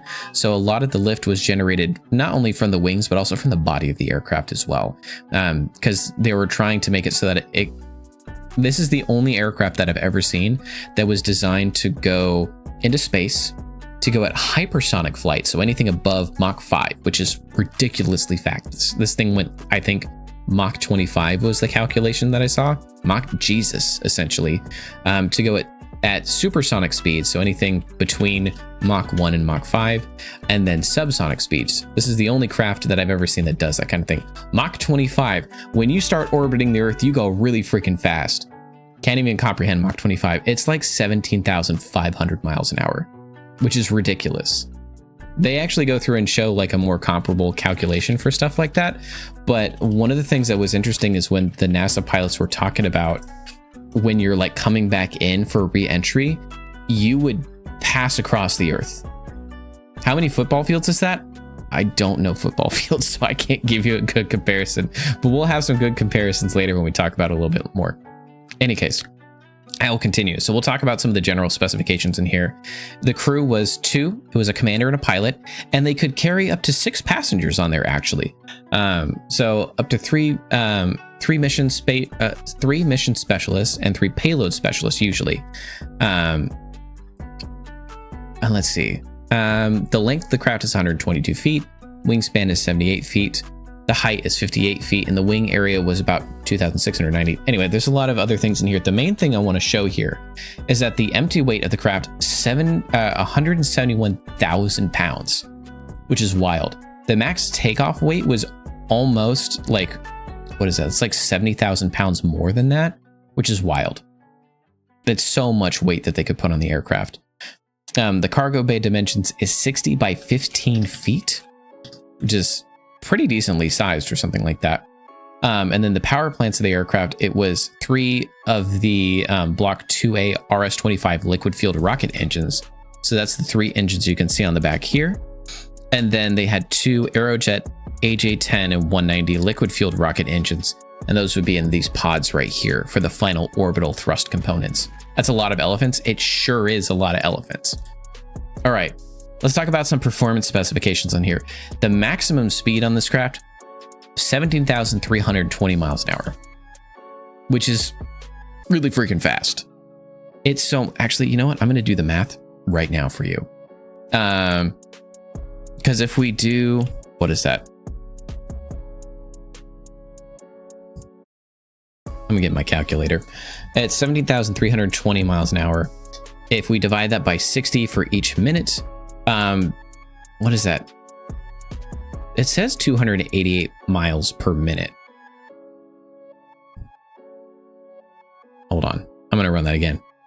17,320 divided by 60 minutes, 288 miles per minute. And if we divide it again by 60, that's about 5 miles per second. That's about 5 miles per second. That's really freaking fast. I'm trying to think. Hold on. We got to do some more math on this. Let me open, let's see. SF to New York. We'll do San Francisco to New York. Let's see how far this is. How many miles is this? No, I want maps. Let me get San Francisco to New York. Untied states. How much distance is this? Driving 42 hours. How many miles is this though? Because we're going 5 miles per second. 2,906 miles. So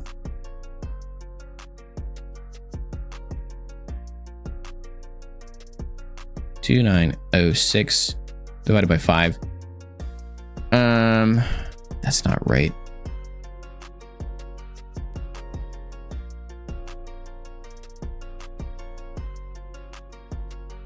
$2,906. I guess that is right. Is that 581 seconds? Divide that by 60.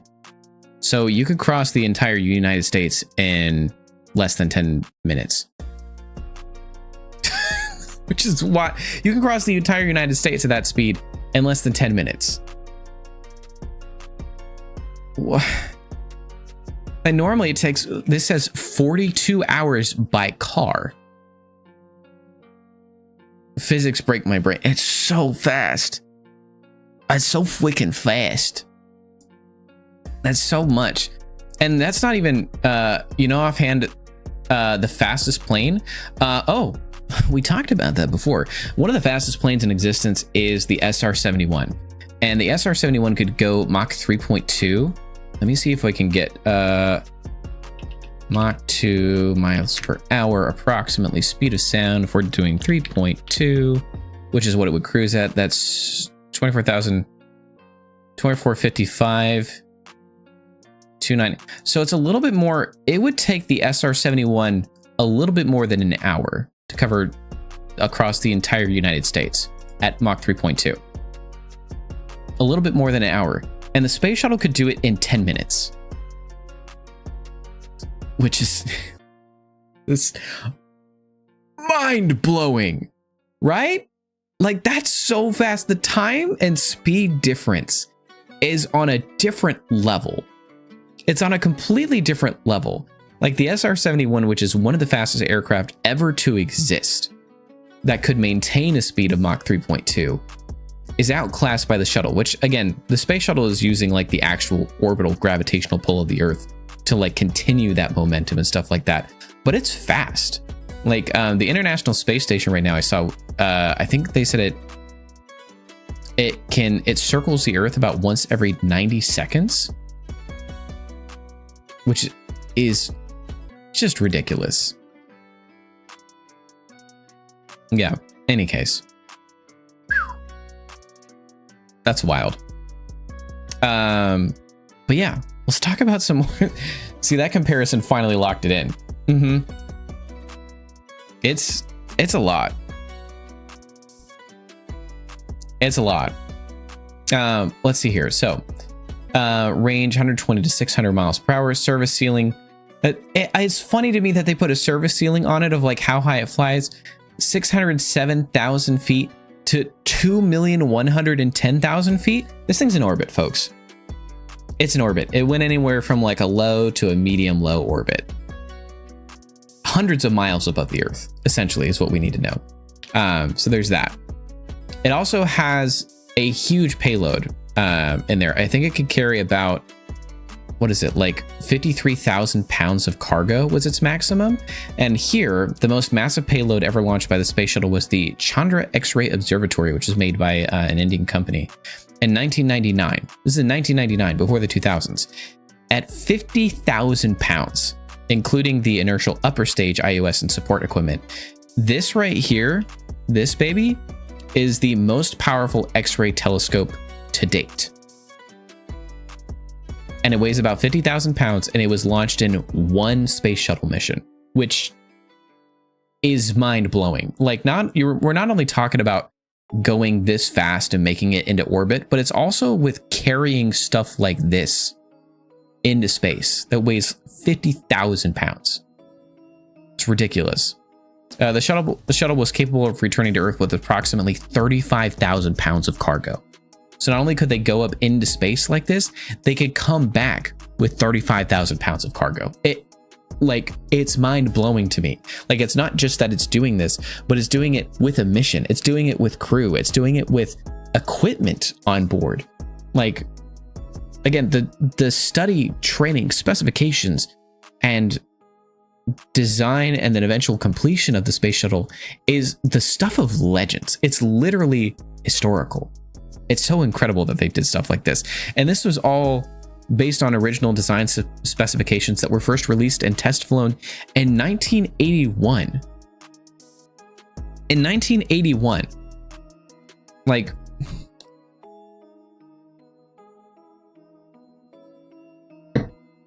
incredible. Phenomenal. Beyond compare. In any case, I digress. We will continue. We have more things to discuss.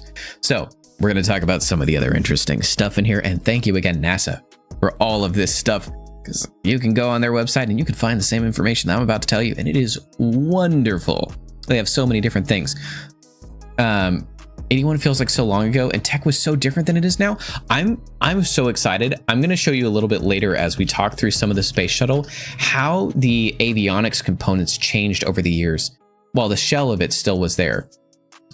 They were doing so much. It's over 40 years ago now. What a cool frog. Thank you so much. Hello, hello. Naming our Twitch baby Lockheed, if that is amenable.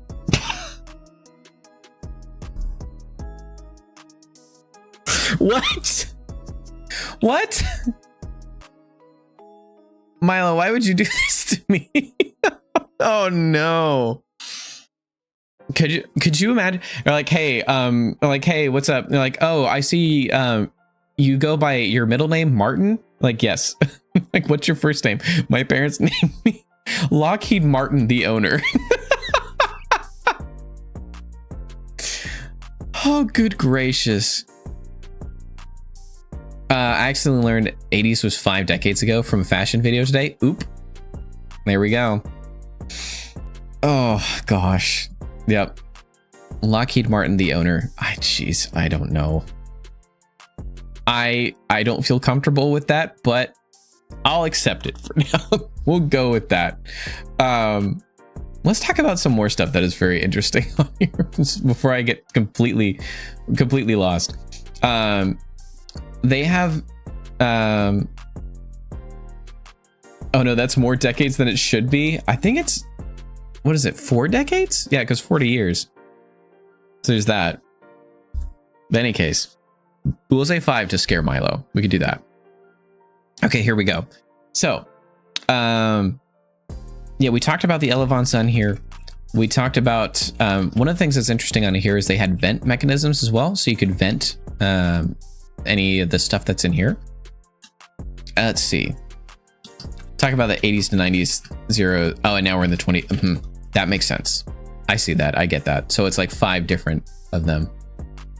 The 60s was over 80 years ago. Oh no, that's not, the math isn't mathing, folks. The math isn't mathing. That's not right. Math is hard, but not that hard. Math can be hard for many people. Let's see. Oh, Elevon servo and surface actuators. So they have things here as well. The main landing gear, the payload bay doors, of course, deployable radiators, actuation and latching. So whenever the space shuttle is in orbit, and you'll see a lot of these pictures in here, that there's radiators that are connected on here. So it would remove the heat from the craft for the most part, because you're in direct contact with the sun pretty much. Let's see.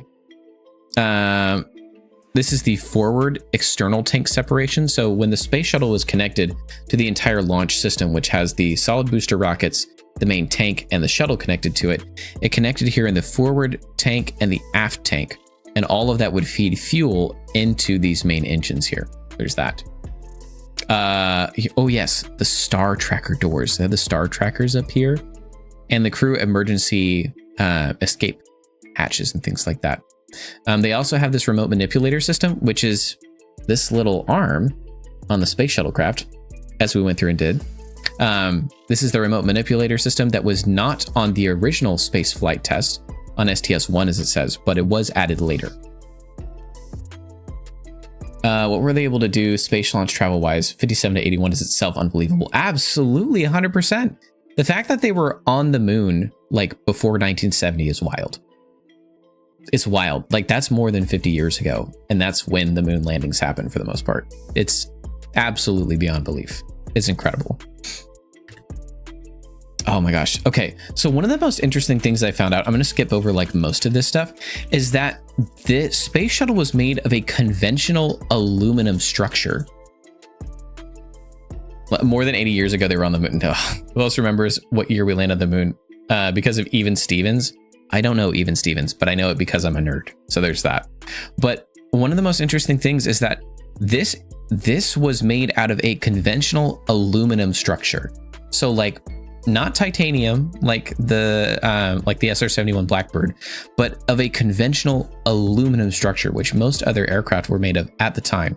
This kept the weight down and also provided an extreme amount of rigidity without like losing a lot of the functionality, because they weren't able to allow for extreme heat expansion and contraction like the SR-71, because this was going into space. You can't have expansion like that going into space. There's that.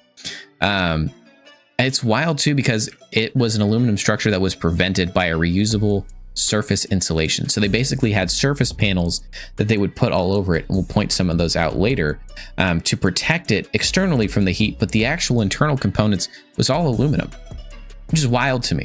It's wild that they used aluminum on a ship that we sent to space. Like, you would think that there's some other like specially made material, or even just more titanium, but no, it's all just aluminum in here, which is pretty cool. There's that. They showed the front components, which again, it's so wild that almost all of this, it's all just like aluminum ribbing in there and stuff like that. Aluminum construction, riveted skins, things like that. Nice, thanks. But yeah, incredible with all of these different things. And also in here, they show the primary exit route. So this is the first primary exit route that they have in here. The nice is so quiet. I feel like I need to update that. Nope, I skipped it. There we go.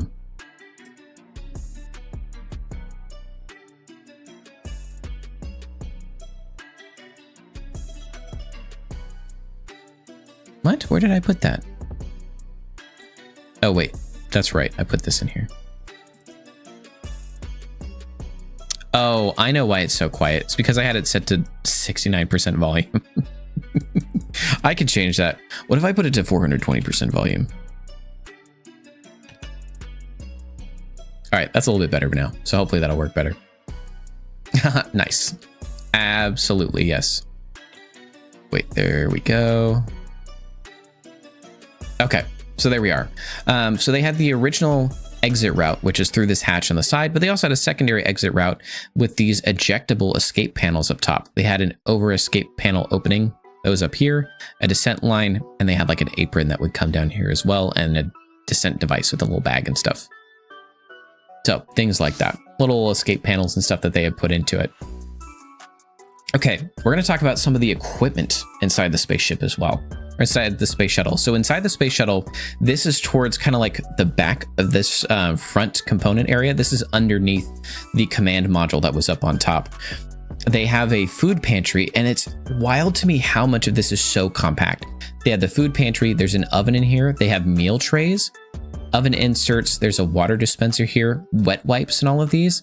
And there's support items. So drink cups, condiments, hot pads, preparation equipment, and utensils. They have miscellaneous storage down here. So orbiter interface connections and water heaters. They have a personal hygiene area. So it's like a sink with a mirror and a light on top and stuff like that. And on some of the original designs, they just had sleeping bags that you would just hang up in here. So sleeping bags, fixed locations here that are on the avionics controls. These are like boxes that contain all of the avionics equipment, and then sleeping bags on the wall and stuff like that. They changed that a little bit later, which you can see right here. Eventually they added a more permanent sleeping solution where you had like these different bunks in here so that you could go and just kind of attach inside of there and sleep. And they also had like sleeping bags that you could still hang up, but they had actual sleep stations in here and things like that. So it has like all the different stuff, which is so cool. I think one of the things that's interesting to me is not just that they built the space shuttle, but that they modified it and improved it as they went along and learned more. Okay, we're at 1 hour remaining. And we've got so much more to talk about, don't you worry, folks. I'm hoping to keep us on time so that we're done within the next hour, but we'll keep going here. The other thing I've realized, the space shuttle is where a really specific interest and excitements cross paths the most. Yes. Absolutely, yes. That's where all the nerdiness comes together. Thanks to John Fitzgerald Kennedy for bringing us all together. We appreciate it. John Fortnite Kennedy. My apologies. Thanks, John Fortnite Kennedy, for making this possible. Done with chores. Let's go. Get some hype in the chat for Jovi. Bring it all together. Okay. We're going to talk about some more interesting stuff as well. This shows some of the layout that we have in here for both launch and also on orbit for the upper and lower decks. So this shows the upper deck here with the pilot and with the commander. Commander's on the left side, pilot's on the right. They have the mission specialist and a payload specialist up here. And this is during launch and entry. They would be in these seated positions. And then afterwards, the commander would be in the main spot. The pilot would be kind of in the secondary area showing the mission status and things. And the payload handler would be here. And the pilot could also be here as well. So everyone was able to move around. They also cleared out these 2 chairs here so they can move them away. So that way they would have more space to move freely about the cabin. You can also see here, I'm going to skip over this part for this lower part for the second. I'm going to jump over here. They show here as well, the sleep stations are removed for installation of the 3 seats here if they're doing any kind of a rescue mission and stuff. They have the secondary interdeck right here, but they also have the other seats here. The passenger seats would be here down below, and then during orbit they would be stowed away so you could have all of this here. They have the 3 sleep stations, the vertical sleep station, and all their different stowage areas and things like that. like avionics and things. One other big thing that they changed later is they have this airlock unit that took up a large amount of space down here, and they moved it externally into the cargo area and later renditions of the space shuttle. And we'll see that here as well. This shows the internal viewport looking back. So it shows the aft viewing windows. It has all of the different controls in here, which this is how they controlled the arm and the bay doors and everything in here, was through this panel, was controlling all these different components and stuff in here. It's so cool. All of this stuff is so cool that they have in here. I'm going to show you some pictures of it as well. Oh, before we get to that, they have these foot restraint platforms, which it's literally just a table with suction cups on the bottom of it, which I thought was fun. They have the work or dining table, which would connect in here to the stowage areas. They had a portable desk, so you could like clip stuff down and review it. But one of the most important things is this airlock foot restraint. So they had this setup where you kind of like put your feet into it, kind of like latch into it. And then these little things had little push buttons on it, so you could rotate yourself around as you were standing on it. And this is an actual picture of one right here.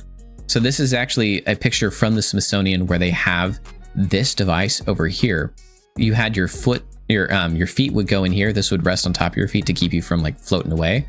But then you had these different things that you could press to like rotate and twist yourself while you're out there like looking around and stuff. Pretty neat. Okay. So one other important thing is I said I was going to talk about the airlocks as well. This is the Challenger. So this is one of the earlier ones. The Columbia was the first space shuttle that was built. The Challenger was the second one that was built. And in all in told, there were 5 total aircraft that were built. There's the Columbia, the Challenger, the Discovery, Atlantis, and finally Endeavour as well. So this shows the cargo bay in here, and there's an astronaut in there that's using the control arm to move about, and they're standing on one of these little components right here.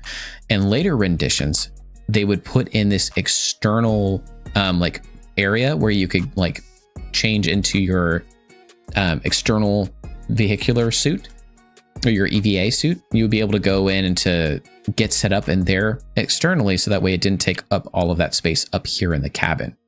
So this is one of the later renditions. You can see this rig kind of on here. This is the earlier one from the Challenger as well. And this is the Atlantis, where they had this externally mounted airlock system that you could get into and out of. Pretty neat. Pretty neat that they like adjusted all of that later so that you could have more space and everything.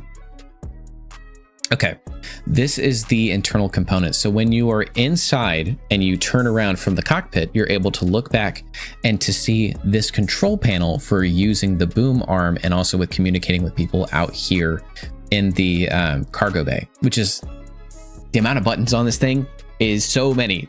It's so many buttons all hooked up to a singular little remote control axis and things like that. But it was fantastic and phenomenal. So this all has a lot of incredible stuff in here as well. These people got like 9 brain. I mean, there's so much going on. One of the interesting things here as well is that the spacecraft was built entirely by American companies. The external arm, which actually, let me go back one. The external arm that you can see in this picture here, and also in this picture here, this was actually made by the Canadian government for use with the space shuttle. So all of these arms that are attached to the space shuttles, this was made by Canada. So they often called it the Canadarm when they used it, because it's from Canada. So there's that. Oh yeah, this is where I get silly goofy with all of this. So I'm going to talk you through a couple of different instrument panels and how this worked. So this is a Cessna 152 instrument panel. This is what I used in my training to become a pilot. This is what I'm pretty familiar with. You've got all your different things in here. You have your artificial horizon with your attitude indicator. You have your compass. You have your airspeed indicator, your altimeter, your vertical speed indicator, you know, radio transmitter, directional finder, and things like that. Your radio's over here. Pretty simple.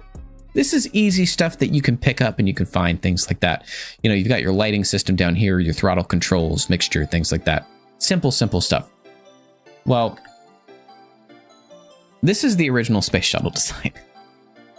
And you can see a significant increase in the amount of control panels individual buttons and stuff like that. But I want to draw your attention to a few things.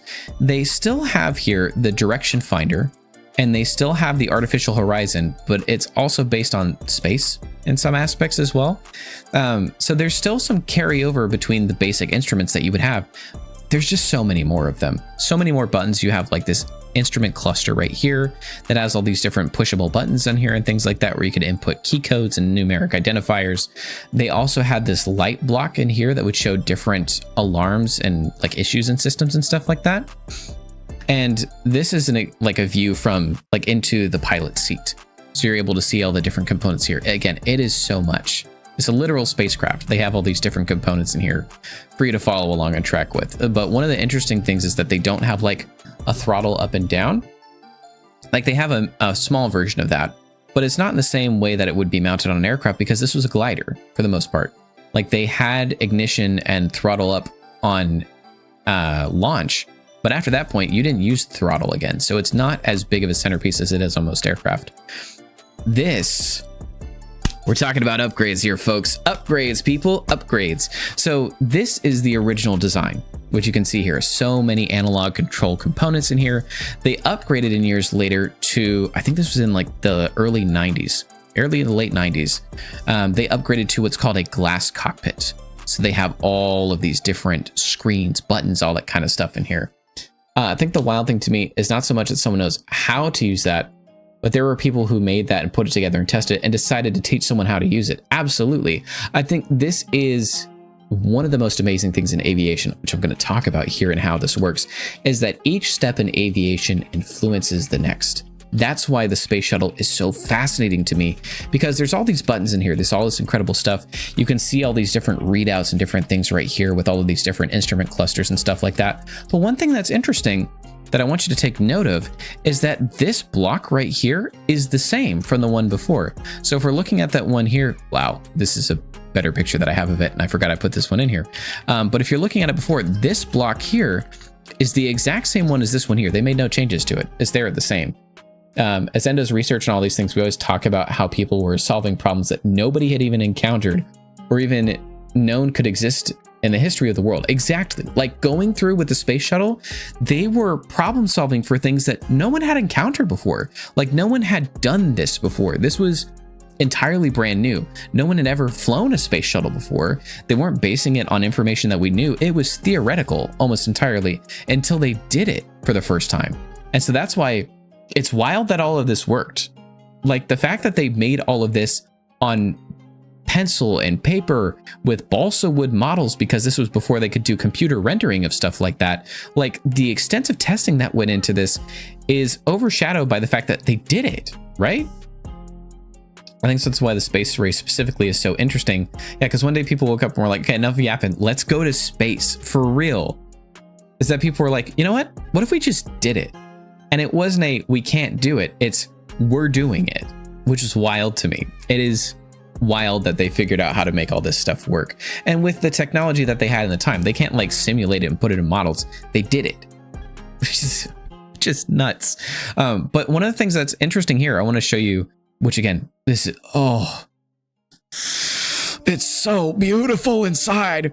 Look at all of the controls and the information and the data that's here. And you can see everything listed on all the different clusters of instruments here. And like, it's so cool. One of the things that's even more interesting about this is that the pilots were flying these, and basically we call them jump seats in aviation. These seats were designed to be folded, moved, stowed, and put away. Like this seat over here, completely removable. So that way they had more space to move around in space. So yeah, they would get this stuff out of here. One other thing that's very interesting, which I'll show you all here. This is an Airbus A320 cockpit. So this is a modern aircraft that is flown by most aircraft in the European Union. Usually if you fly by like Delta Airlines or anything overseas, especially, they will use an aircraft or an Airbus A320.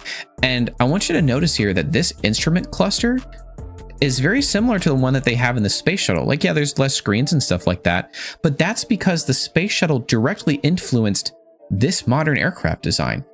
because of the advances that they made in creating the space shuttle, this was implemented into modern aircraft design because of how successful it was on the space shuttle.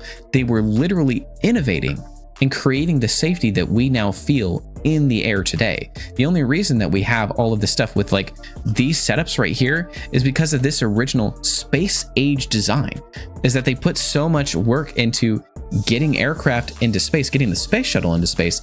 They put it on just aircraft. They put it on jets that we fly day in and day out. That's why they're as safe as they are now. So I know it's like, to me, that's one of the most wild things about this, is that I feel like so many people often forget, because like you see the space shuttle, it's like, that's cool, that makes sense. But then once you draw the connection between the two, it's undeniable how much impact the space shuttle actually has. Makes perfect sense. Good enough in space, more than good enough to fly in the normal sky. But exactly, like, it's one of those things of, again, making that connection. Like, it's one of those things that you know, but until you make that connection, it's not as impressive. And so, like, that's why I feel like it's so important to talk about space and to talk about space flight, because that directly influences the safety that we have here and now today. So, any case, we've got more. We're going to talk about the launch to the landing. And this is really cool. This is, I think this is actually one of the first launches ever of the Columbia. And this is I believe, the last landing of the Discovery or the Endeavour aircraft, which is really cool to me that I accidentally found the literal start and end of the program, which is incredible. One thing that's also interesting that I wanted to point out in here is that the people at Lockheed Martin were not slacking, even though they had a disposable fuel pod that they attached to it. They changed it in later designs. So this is the Columbia, this is the Challenger, the second craft, and you can see the difference in these two fuel pods here. And that's because the entire time they were constantly continuing to innovate and to change. What worked with the last one? How do we make this next one bigger? Because they were making a new one for each launch. So like, how do we make this one better so that we're able to decrease the amount of weight of fuel that we bring so that we can increase the amount of payload that the space shuttle can bring? And it was only with that continuous reevaluation and innovation that they were able to do the more modern missions that they did. Excuse me. So it's incredible. It's incredible to see. It's also incredible as well. You can tell that this is the Challenger craft because it says USA on it. And it was later changed that the USA was on the left side and NASA was over on the right side. So you can tell it's that worm script, baby. It's what it's all about. Let's keep going. So, all right. We're going to watch a launch. I am so excited to share this with you.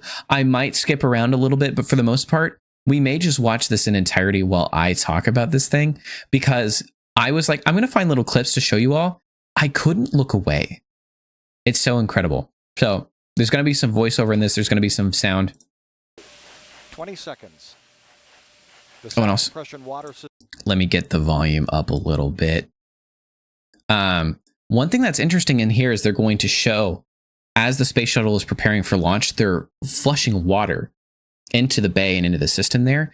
That water is there to dampen the sound so that the sound doesn't vibrate the launch bay so much, and so it doesn't destroy our ears from farther away. So that way it's safer for all of us, and that's why they're pumping water out into there. I didn't know that until I watched this video. Here we go. 20 seconds. The sound suppression water system has been activated, protecting Discovery and the launch pad from acoustical energy waves. See, there's that water, and then they spark it. We have main engine start. Look at that. And you can see here, this is so hot that the actual ignition point is happening almost farther out. Like, there is still ignition that's happening here, but the actual visible heat is happening farther out here. Kind of like when an aircraft uses afterburners and reignites the fuel at the end. It's going to have some of those afterburner rings as it takes off. 1. Booster ignition and the final liftoff of Discovery. A tribute to the dedication, hard work, and pride of America's Space Shuttle team. The shuttle has cleared the tower. There it goes. And also, I'll show here as well. Actually, let me like wind it back just like a little bit. That away. I'll wind it back just like a little bit. When they're taking off, you can see here that the engines are actually rotated at a slight degree out. And that's so that it is able to get into space at the angles it's about to do. The space shuttle goes up and it rotates over until it's basically an upside down position. And that's so that it can get into orbit with the most efficiency. 20 seconds. No, don't give us back that far. Okay, there we go. Look at, oh, the sound, the ear-splitting roar. I never got to see one of these in person, but oh my gosh. Space flight is so incredible. So what they're doing right now is when they're launching it up into space, these two white rockets on either side are solid boost rockets. So they use a solid propellant inside of it, not like a liquid fuel. And those burn out until completion for the most part. And then once they get to that like peak of propulsion, they break off. And these two solid booster rockets actually provide about 80% of the thrust that's needed to get into space. So you're almost all the way there at this point. And then the space shuttle is also boosting at this point, but it will continue to boost after those rockets release. And it will use the fuel from this main tank to continue the rest of the journey. That's why there's so much fuel in here, is because it's just powering the space shuttle in there. It's so pretty. It's so cool to watch. Discovery's engines are now throttling down as the orbiter passes through the area of maximum pressure, reducing the stress on the shuttle. This is another thing that I learned in this. When the space shuttle was getting to the point where it crosses the sound barrier, so it breaks the speed of sound, they actually reduced the speed of it just a little bit so that when it gets through that pressure wave, it doesn't experience catastrophic vibration that could potentially damage the aircraft. And then once they pass through that point where they cross the sound barrier, then they just punch it from that point. They'll show it here. As it goes supersonic. Yep, it's about to go supersonic. So you can see the engines have like powered down a little bit. They're not quite as bright. They're relying on these solid boosters to take most of that weight of that transfer. Houston, you are go at throttle up. Go at throttle up, and then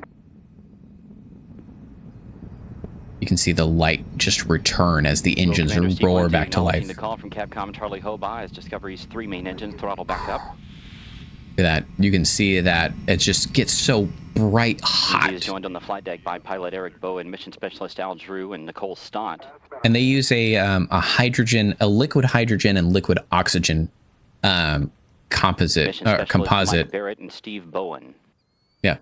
Discovery's three main engines are burning fuel at a rate that would drain an average swimming pool in about 25 seconds. Just wild. The engines combined with the solid rocket boosters produce more than 7 million pounds of thrust. 7 million pounds of thrust. 50 seconds into the flight, we're standing by for separation of the twin solid rocket boosters. Discovery now traveling 2,695 miles an hour. Its altitude 2,695 miles an hour. And we are just barely 2 minutes into the video. 4 miles. And its altitude is 24 miles. Like, what? Hold on.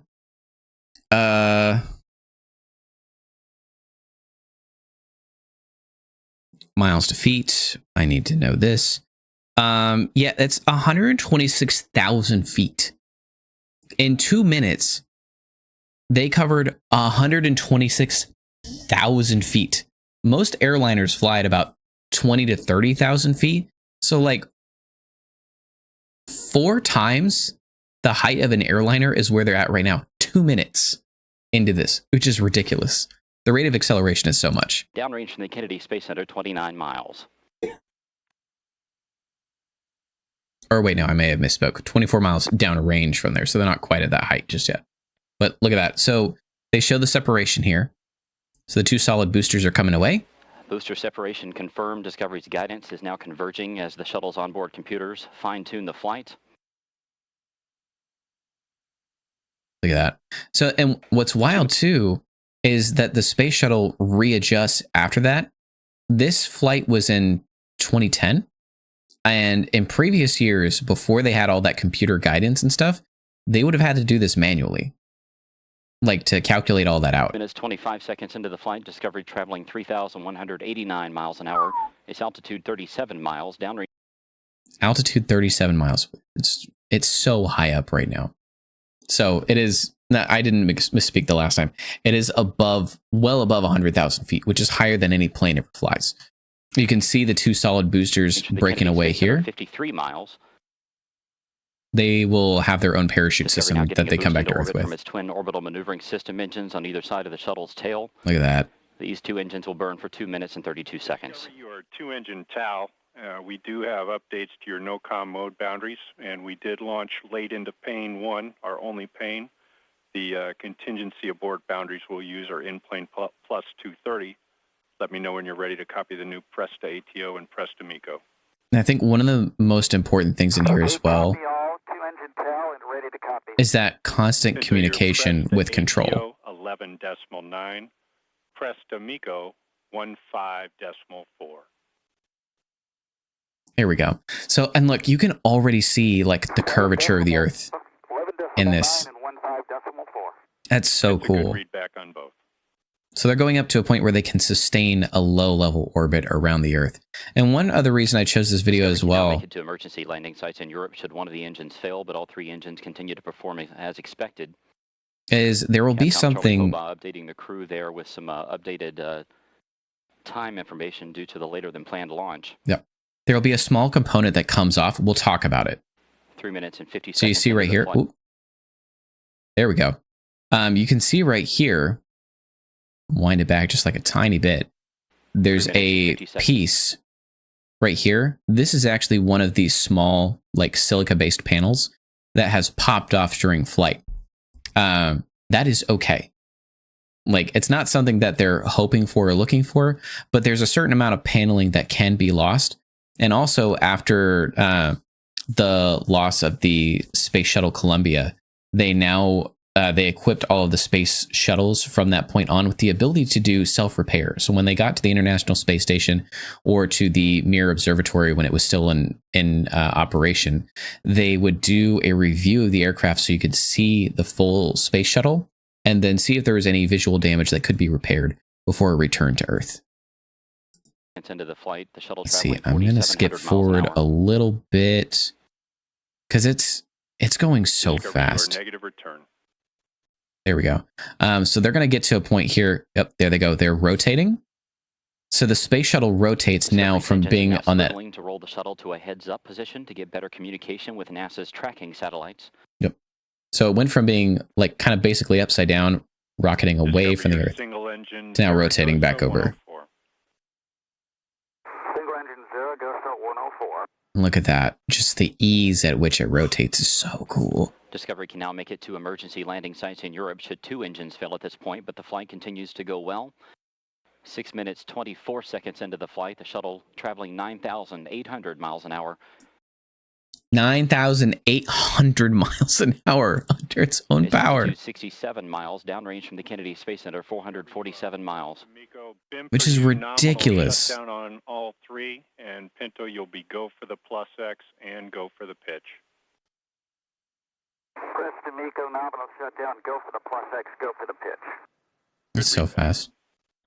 This is one of those things that feels like it's fake, even though you know it's real. I know, like, it's one of those things that, like seeing this, it's surreal. Like, knowing that this happened is still wild to me. Like, I know this happened. I lived through seeing stuff like this. I've seen the launches and the landings, but, like, the fact that it happened at all is wild. Okay, so where is our separation point? Oh, wait, here we go. So we're going to jump forward to the separation point. So here we go. So now at this point, the space shuttle is releasing. So it's released from the external tank. There it is. Look at that. Wow, that is so grainy. Lindsay will steer the shuttle up to the forward portion of the external tank so that the umbilical well camera can capture some images of it. Yep. So now what this happened. We saw nominal MECO, ohms 1 not required, preliminary TIG for OMS 2 3730. Anyway, they're going to say a lot of other technical stuff that goes into it. But essentially what happens is the space shuttle flies up a little bit so that the forward camera on the external tank is able to take pictures so that they can see if there's any external damage to the craft. They can do a review and send it back to headquarters for them to review. What happens to the tank? Great question. So actually, I'll skip ahead and then we'll come back to the thermal protection system. So since you've asked, the external tank separates and it actually largely burns up in the atmosphere, but the rest of it impacts into the Indian Ocean. So that's how that aspect works. Yeah, but it's so cool. I know. It's so cool. So one of the things that we saw in the last one was, where is that? About the sound suppression water system. Into the flight. 4 minutes and 11 seconds in, we see this small component pop off. Excuse me. And bounce and go flying away. That is one of the thermal protection system plates that's on it. So these are little panels individually laid out and actually like basically glued in place by hand. They go through and review this by hand in between each mission. And they go through and these are made of like silica, but it's mostly air. Like the silica is there to contain all the air and stuff like that. And this is to dissipate the large amount of heat without adding a ton of weight to the bottom of the spacecraft as well. It's so incredible. One of the things as well with these silica panels is that in order for the space shuttle to be ready and reviewed and brought back out, I saw that NASA released that they do an estimated about 650,000 hours of review reconfiguration time between each mission. So it's not just that they're coming back and like fueling it up, popping it back up into space. They come through and check the entire thing. They review all the systems. They check the avionics. They go through and review each individual one of these panels on here as well. And before sending it back up. So it is incredible how much work goes into this. Okay. So here's the typical flight profile. We just saw them take off. So they'll usually fly off and boost up. There's the external tank separation. That's about 8 minutes and 50 seconds. They then get into the orbital maneuvering system setup, and they get into the nominal orbit, which is about 150 miles up. That's so much. 150 nautical miles up into orbit. So they stay in orbit for a while, kind of like floating around as you would think they would look in like a normal spaceship. And then they actually flip around backwards and upside down and kind of like boost in the opposite direction to bring them back to a point where they entry back into the Earth's atmosphere, which is about 400,000 feet. That's ridiculous. And they're about 4,300 nautical miles from the landing site. It's also just how fast all this happens. I know that they're basically like almost into orbit within 10 minutes, like from launch, from ignition, from like launch all the way up. It's like 10 minutes, which is ridiculous. Like to get into space in 10 minutes, it seems unheard of. Like to get to the moon takes like 3 or 4 days, but to get into orbit is like 10 minutes. Which is wild and ridiculous. And the thing that's interesting to me too is that the space shuttle would go on these missions for like 2 weeks thereabouts. So they'd have everything they need for like 2 weeks, 2 weeks, 10 minutes to get to CVS in our town. I know, right? It takes 10 minutes to drive like across town for us to get to somewhere else to like go get pizza or something like that. But you can get into space in about the same amount of time if you're using the space shuttle, which is bonkers. It's so fast. One other thing that's interesting as well, and we might talk about this a little bit more later, but when the space shuttle comes back into land, it's not a powered aircraft, so it's just using the inertia and momentum that it takes from being in orbit. When it comes into land, it's going at about 226 miles per hour. I looked it up just yesterday. The average landing speed for like a Boeing 737, so from Southwest, unless, you know, the Southwest crews are gunning it, which they almost always are, it's about 140 miles an hour. So this is like not exactly double that, but it's so much significantly faster than a standard landing by most aircraft. So they're just coming in hot, just woofing it. Oh, let's talk about the missions.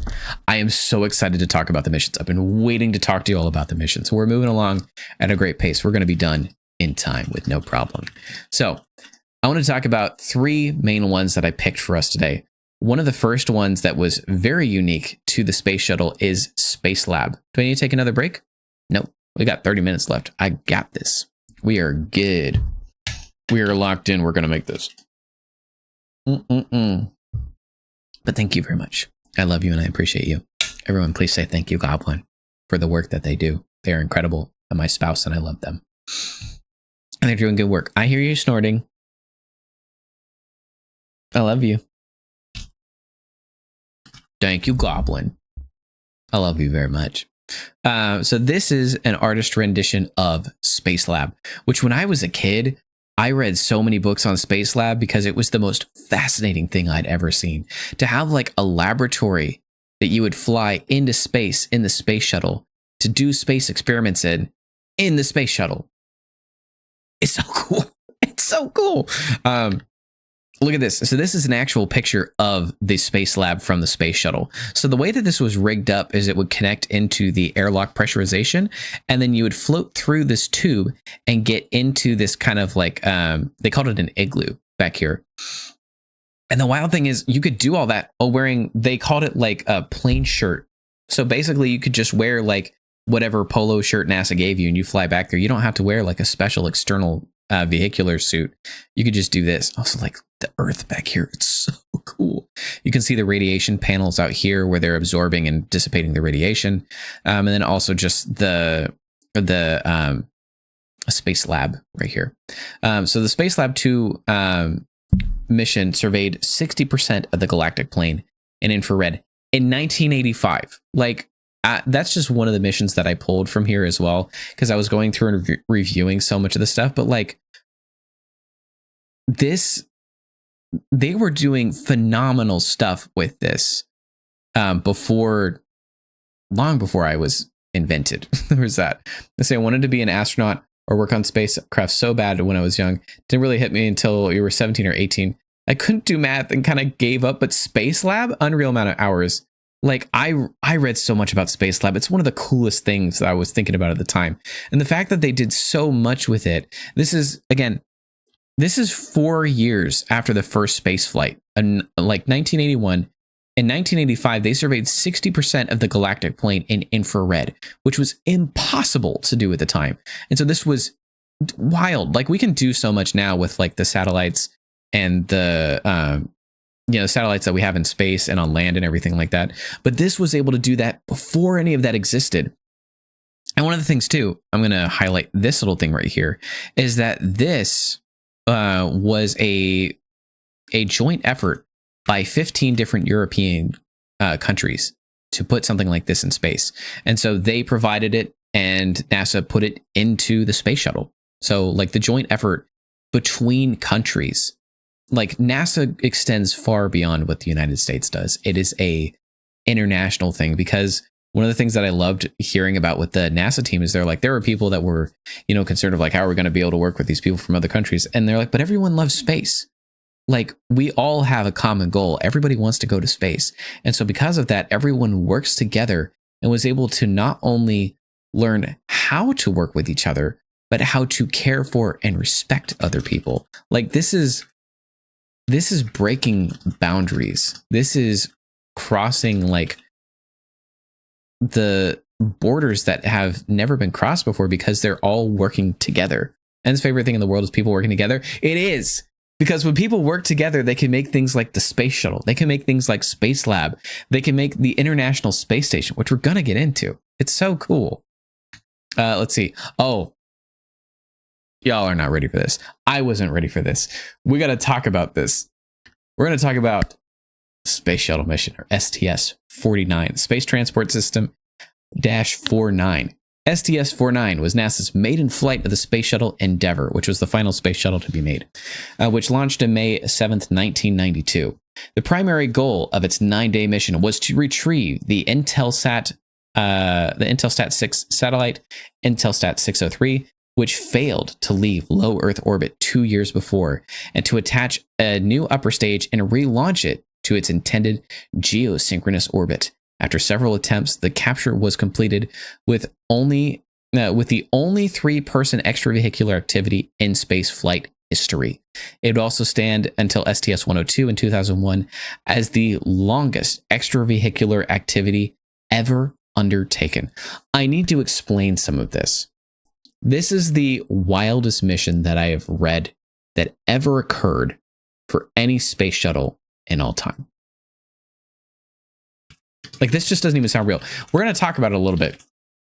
We need to put some facts out here. First, this is the one you were telling me about. This is the one I was freaking out to Goblin about last night. In the wildest thing, I'm going to touch just a little bit of it. NASA has a full 30-minute video detailing the events of the flight, narration, video. We're going to cover some of the video today. If you want that video afterwards, I will give it to you. It is incredible. It's worth watching.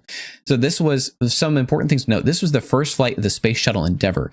One of the important things about the Space Shuttle Endeavour as well is that it was one of the first space shuttles that used an almost entirely computerized system. So that Space Shuttle cluster that I showed you before that had all like the fancy lights and like the multi-screens and stuff like that, that was on the Space Shuttle Endeavour. That's where this happened for the first time. It was also the first extravehicular activity involving 3 astronauts. It was the first longest, and now the second longest EVA to date. Their EVA time, or extravehicular activity time, for one day was 8 hours 29 minutes and 8 hours 29 minutes, and then 7 hours and 45 minutes. Like this, they were out in space for 8 hours and 29 minutes. 8.5 hours.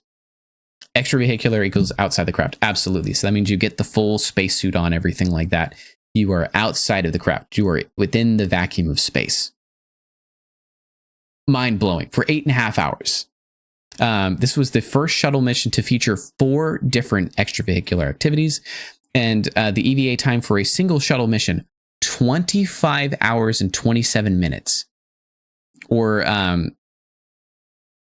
what is that? 59? What's that? I don't know why that number is included in there. In any case, this was the first shuttle mission requiring 3 rendezvous with an orbiting spacecraft.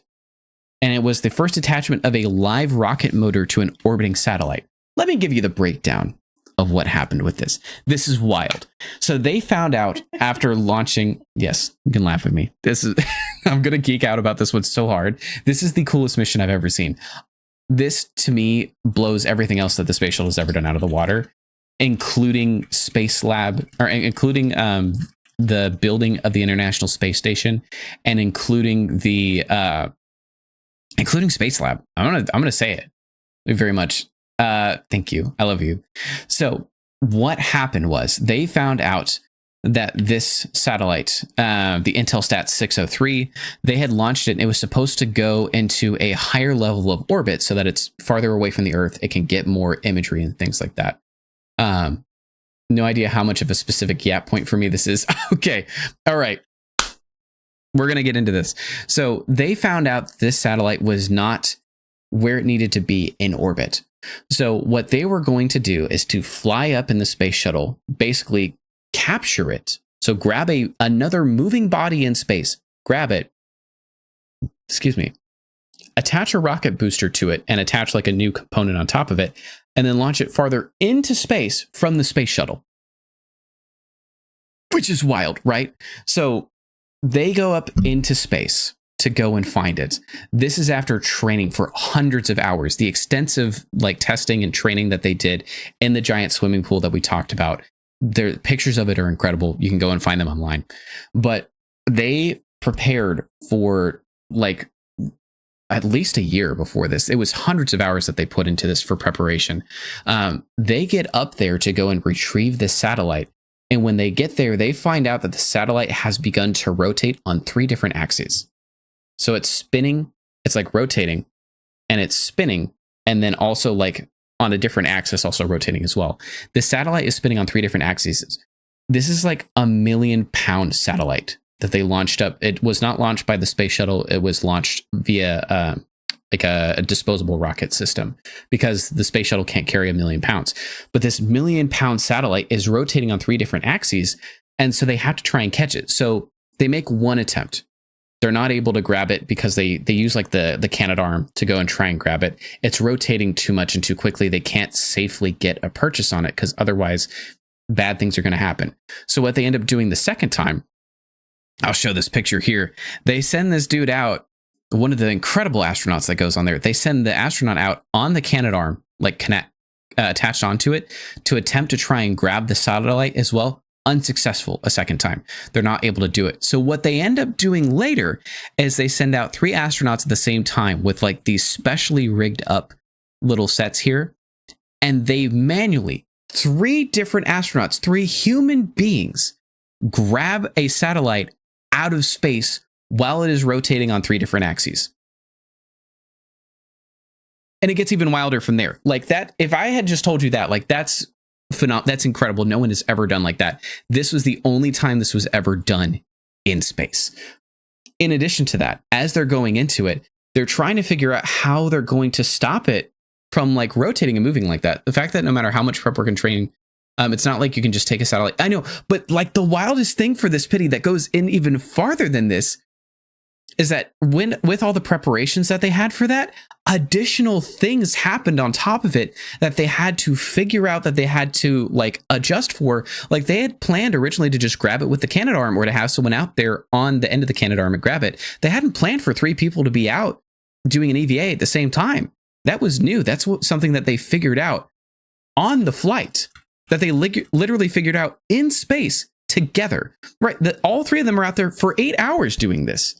That they're working together for this. So in addition to this, it's not just the people in space, it's the people behind the controls as well.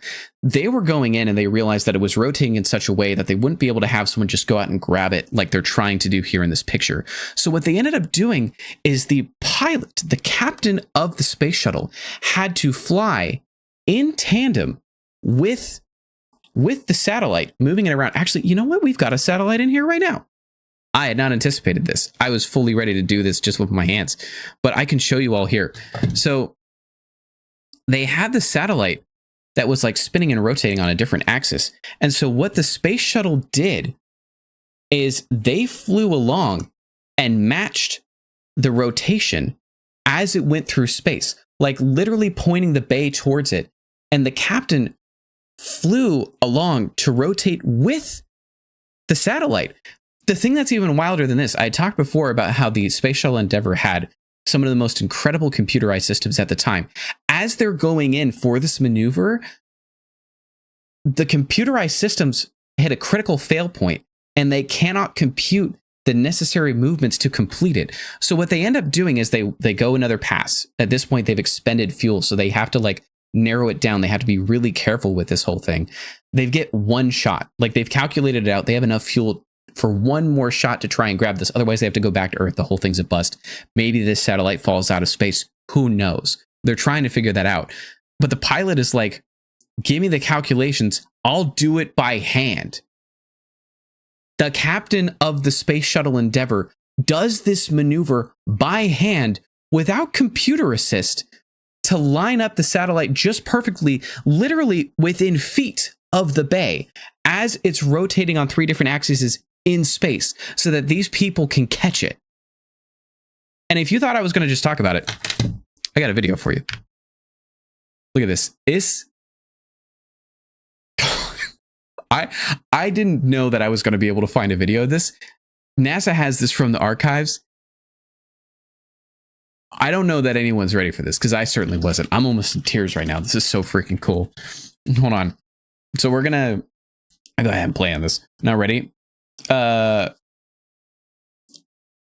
So here's this. So this is part of an excerpt of a full 30-minute video that they have explaining everything that happened, explaining how Houston was affected by huge thunderstorms that like prevented them from communicating with the Space Shuttle Endeavour. And so they didn't find out that they had a problem, that they weren't able to, that the computers on the Endeavour had failed, that they had to go through and do the calculations by hand until 45 seconds before they passed the satellite. And it was determined at that time, we're going to do another pass, which means that they have to expend fuel. They have 1 shot to do this, right? And so then the pilot and the crew do this.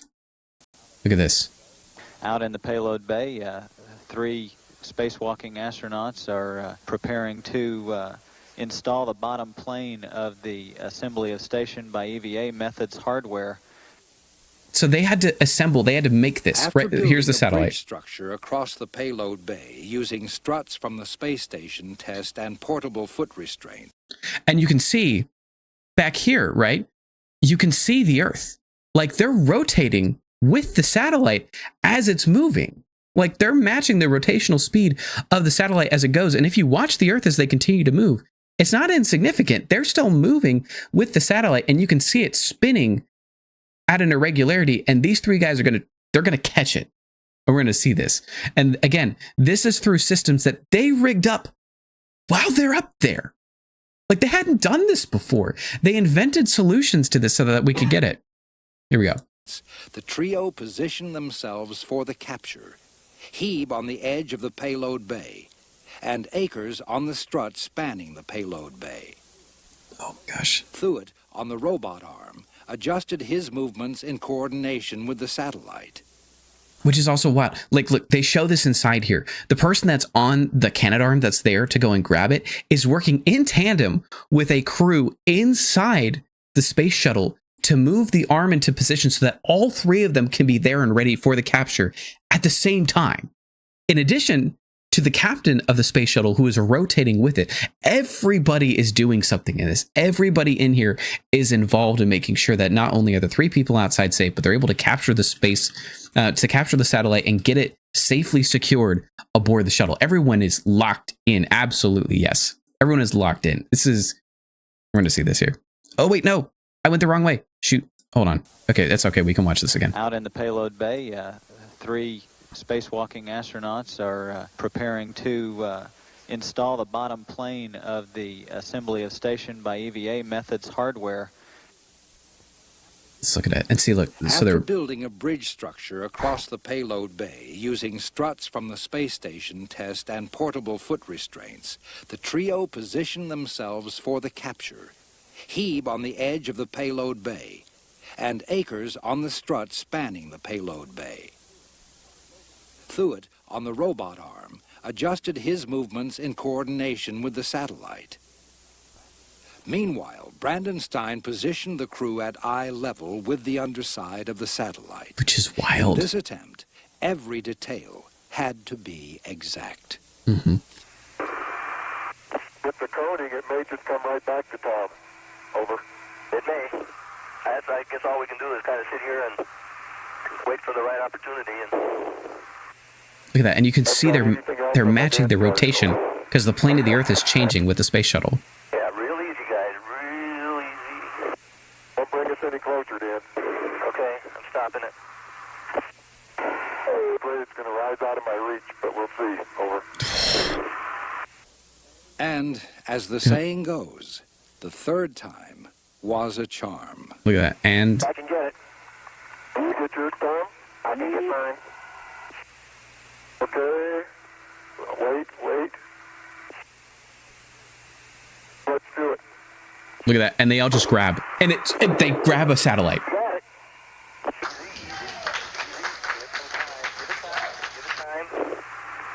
All got a good grip? Yes, sir. Houston, I think we got a satellite.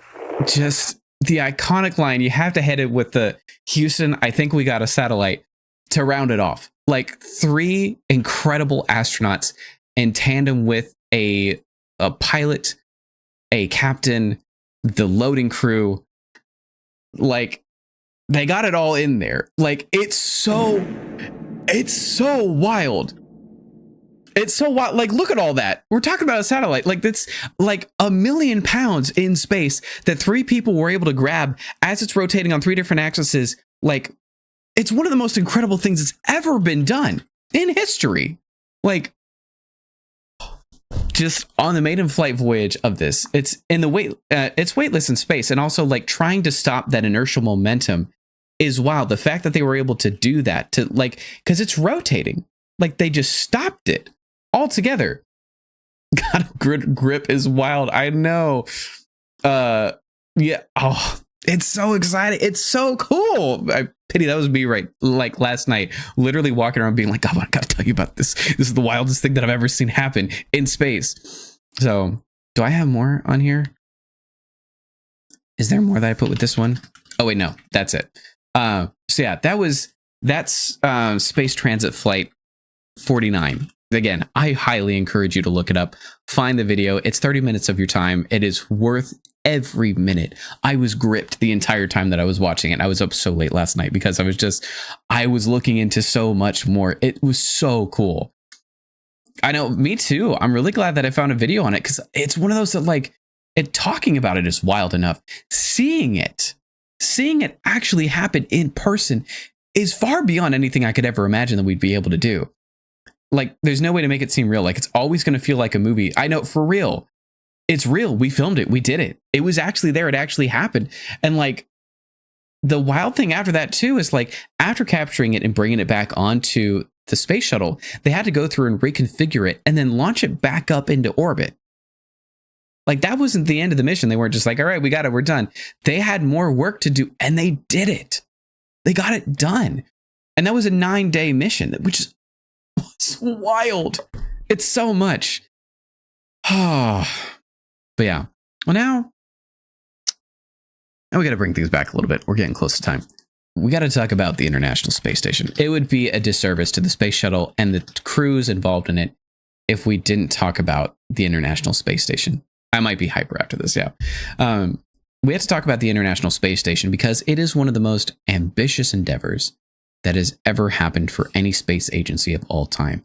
Is the creation and building of a space station by many countries that there are still people up on today. So we'll talk about this a little bit more. Hi, Drew. Meow, meow. It's so good to see you, Drew. I'm glad that you're here. We're talking about the International Space Station. So let's get into this. So for the International Space Station, here's some facts. This is from the NASA website.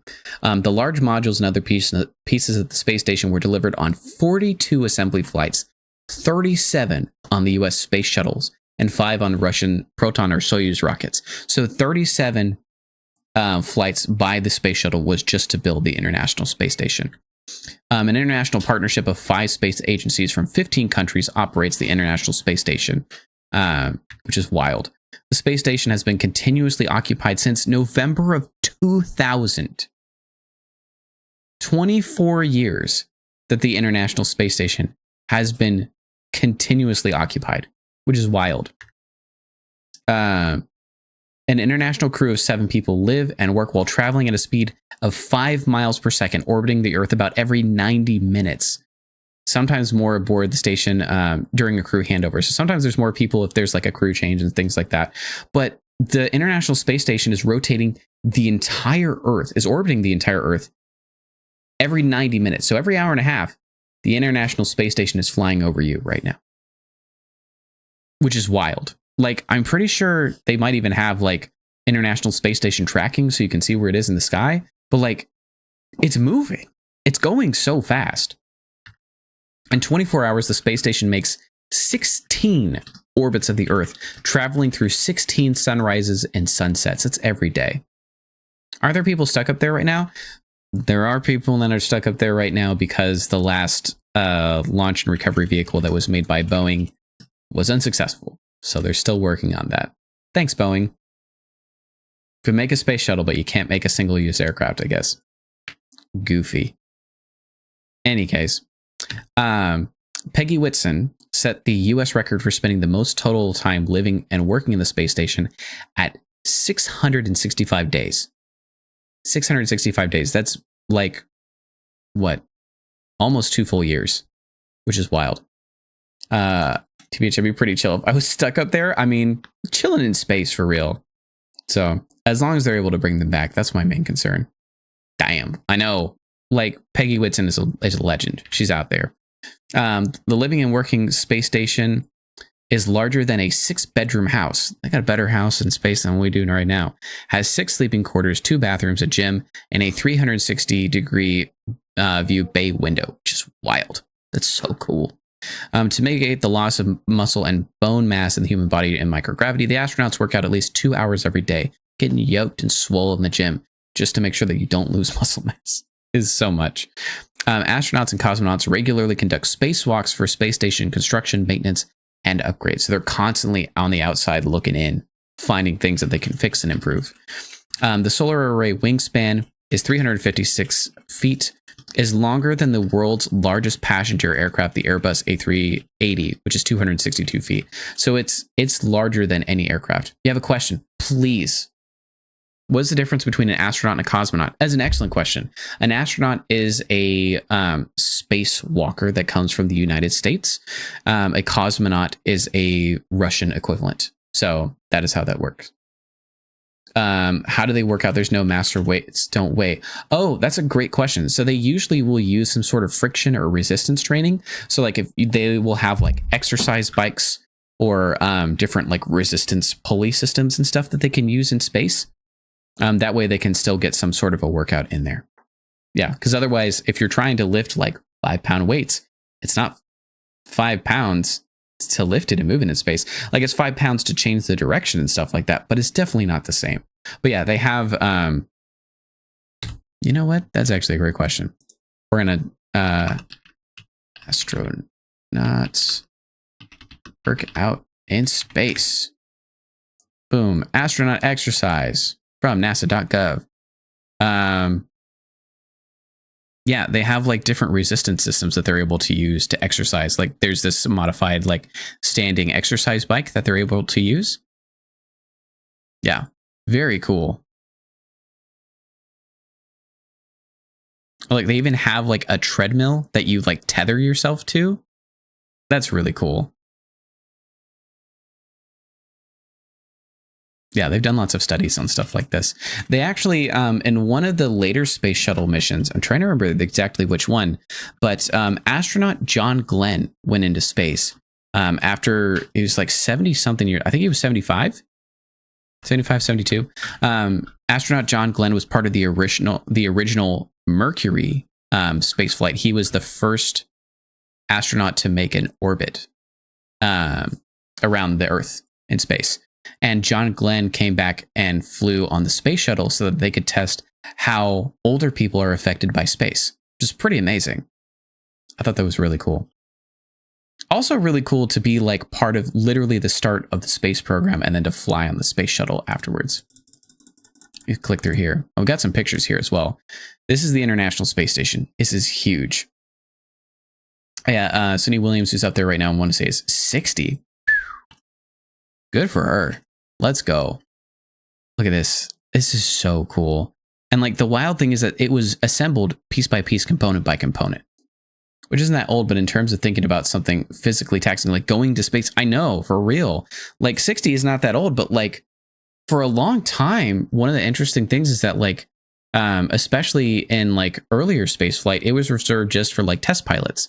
Like it was military people, so people who worked in the Air Force, the Army, the Navy, military personnel who were tried, tested, and true as like having hardened bodies and constitutions to be able to make it up into space. And now they're extending it to more people so that they can find out more of what space does to a person. And that's really cool. I think that's really, really cool. So yeah, they've got, this is the International Space Station as viewed from one of the Dragon ships that came from SpaceX most recently. Here's another view of the International Space Station a little bit up close. You can see these huge solar panels for collecting energy from the sun and converting that into usable electricity on the International Space Station. And also just all of these different command pods on here as well that you can see different things being completed from. Also like a boom arm for making repairs and viewing things in space as well. Also like, whoa, what? There's that. Look at this. This is a picture from the outside of the International Space Station over the Nile Delta. So this is over Egypt. This is so cool. Like you're able to see like the whole delta of the Nile reflected behind the International Space Station as it travels through space. This is one of my favorite things about space is that like it's not just far off and away. Like this orbital stuff is right here. Like sure, it's hundreds, literally hundreds of miles away, but it's up there. Like you're able to see the International Space Station as it travels through space, as long as you know where to look. It's really cool. There have been a few times where I've actually been out stargazing and I've seen the International Space Station as it travels by. It's so incredible. It's still part of, absolutely, exactly. It's still part of us. It's still human. And I think that's what's so cool about this. Okay. We had to talk about the space shuttle retirement, as everyone does, because, you know, we're no longer using the space shuttles. So we want to talk about the history of the space shuttle. Like, the basic thing for the retirement is the Bush administration said that they were going to complete the creation of the International Space Station, and the space shuttle was going to be retired after that. So the space shuttle was officially retired in 2011, with the final space flight being made by the Space Shuttle Atlantis. There's something so romantic about it. Absolutely. I agree. It's beautiful. It's poetic. It's romantic. It's there. The Space Shuttle program was in service for 30 years, from 1981 to 2011. During its time in service, the shuttle helped advance our understanding of space flight and science. Many satellites were released, and the International Space Station was built. So where did they end up? I'm here to tell you about this. If you want to see a space shuttle yourself, you can find them in these locations. The Enterprise is at the Intrepid Museum in New York, New York. That is the USS Intrepid. So there's a aircraft carrier. The space shuttle is on that. The Discovery is at the Stephen F. Udvar-Hazy Center in Chantilly, Virginia. So East Coast centric so far. The Space Shuttle Atlantis is at the Kennedy Space Center Visitor Complex at Merritt Island, Florida. So if you're ever in Florida, definitely go over and check out the Kennedy Space Center. I know I plan to if I ever make it out to Florida. And the Endeavour is currently in the California Science Center in Los Angeles, California. I actually heard that they're revamping their visit. They're going to set it. Oh, I'm so excited for this. I'm literally waiting for them to finish building it. And then I'm like, okay, now I need to get down to LA to go watch it. But they have the space shuttle, and they're going to be mounting it with like replica booster rockets and the pod and the fuel pod in the original configuration that it would be set in for launch. And the facility that they're building for it is huge. It is massive. I've seen stuff from the California Science Center on Instagram. I follow them now because they're setting up the space shuttle. But it is so freaking cool. I need to go. Back-to-back trip, all three on the East Coast. So formally invited, required to join. I mean, I guess I gotta go, because we could go see the Enterprise, the Discovery, and Atlantis all on the East Coast. That would be so cool. That would be so cool. And also just to be able to see the Endeavour in Southern California would be incredible, because no other space shuttle is set up in that configuration, in the original launch configuration. So truly one of a kind. But yeah, all of these absolutely worth a visit. Let's see. Oh yeah, I also have some pictures as well from when they did the disassembly. And it was fascinating to me because a lot of these we didn't get to see until they did the disassembly process. So in here, you can see like all the foil components and stuff in here. This is just like the inside of a standard aircraft. But this nose component with all the thruster pieces in there could be completely removed. It could be just taken out. So between flights, they would just pop this thing out and go through and make sure that everything's working properly and then put it back in, which is really cool. That's very innovative of them.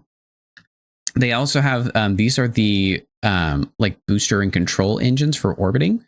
These are the side panels of the space shuttle. So like these side pod components, this is the underside of one. So this is where they would contain the liquid hydrogen and liquid oxygen that they would then use to boost in space to be able to fly around and do the things that they need to do. Again, like small pods that could then just be removed and then put back on. It's so wild, right?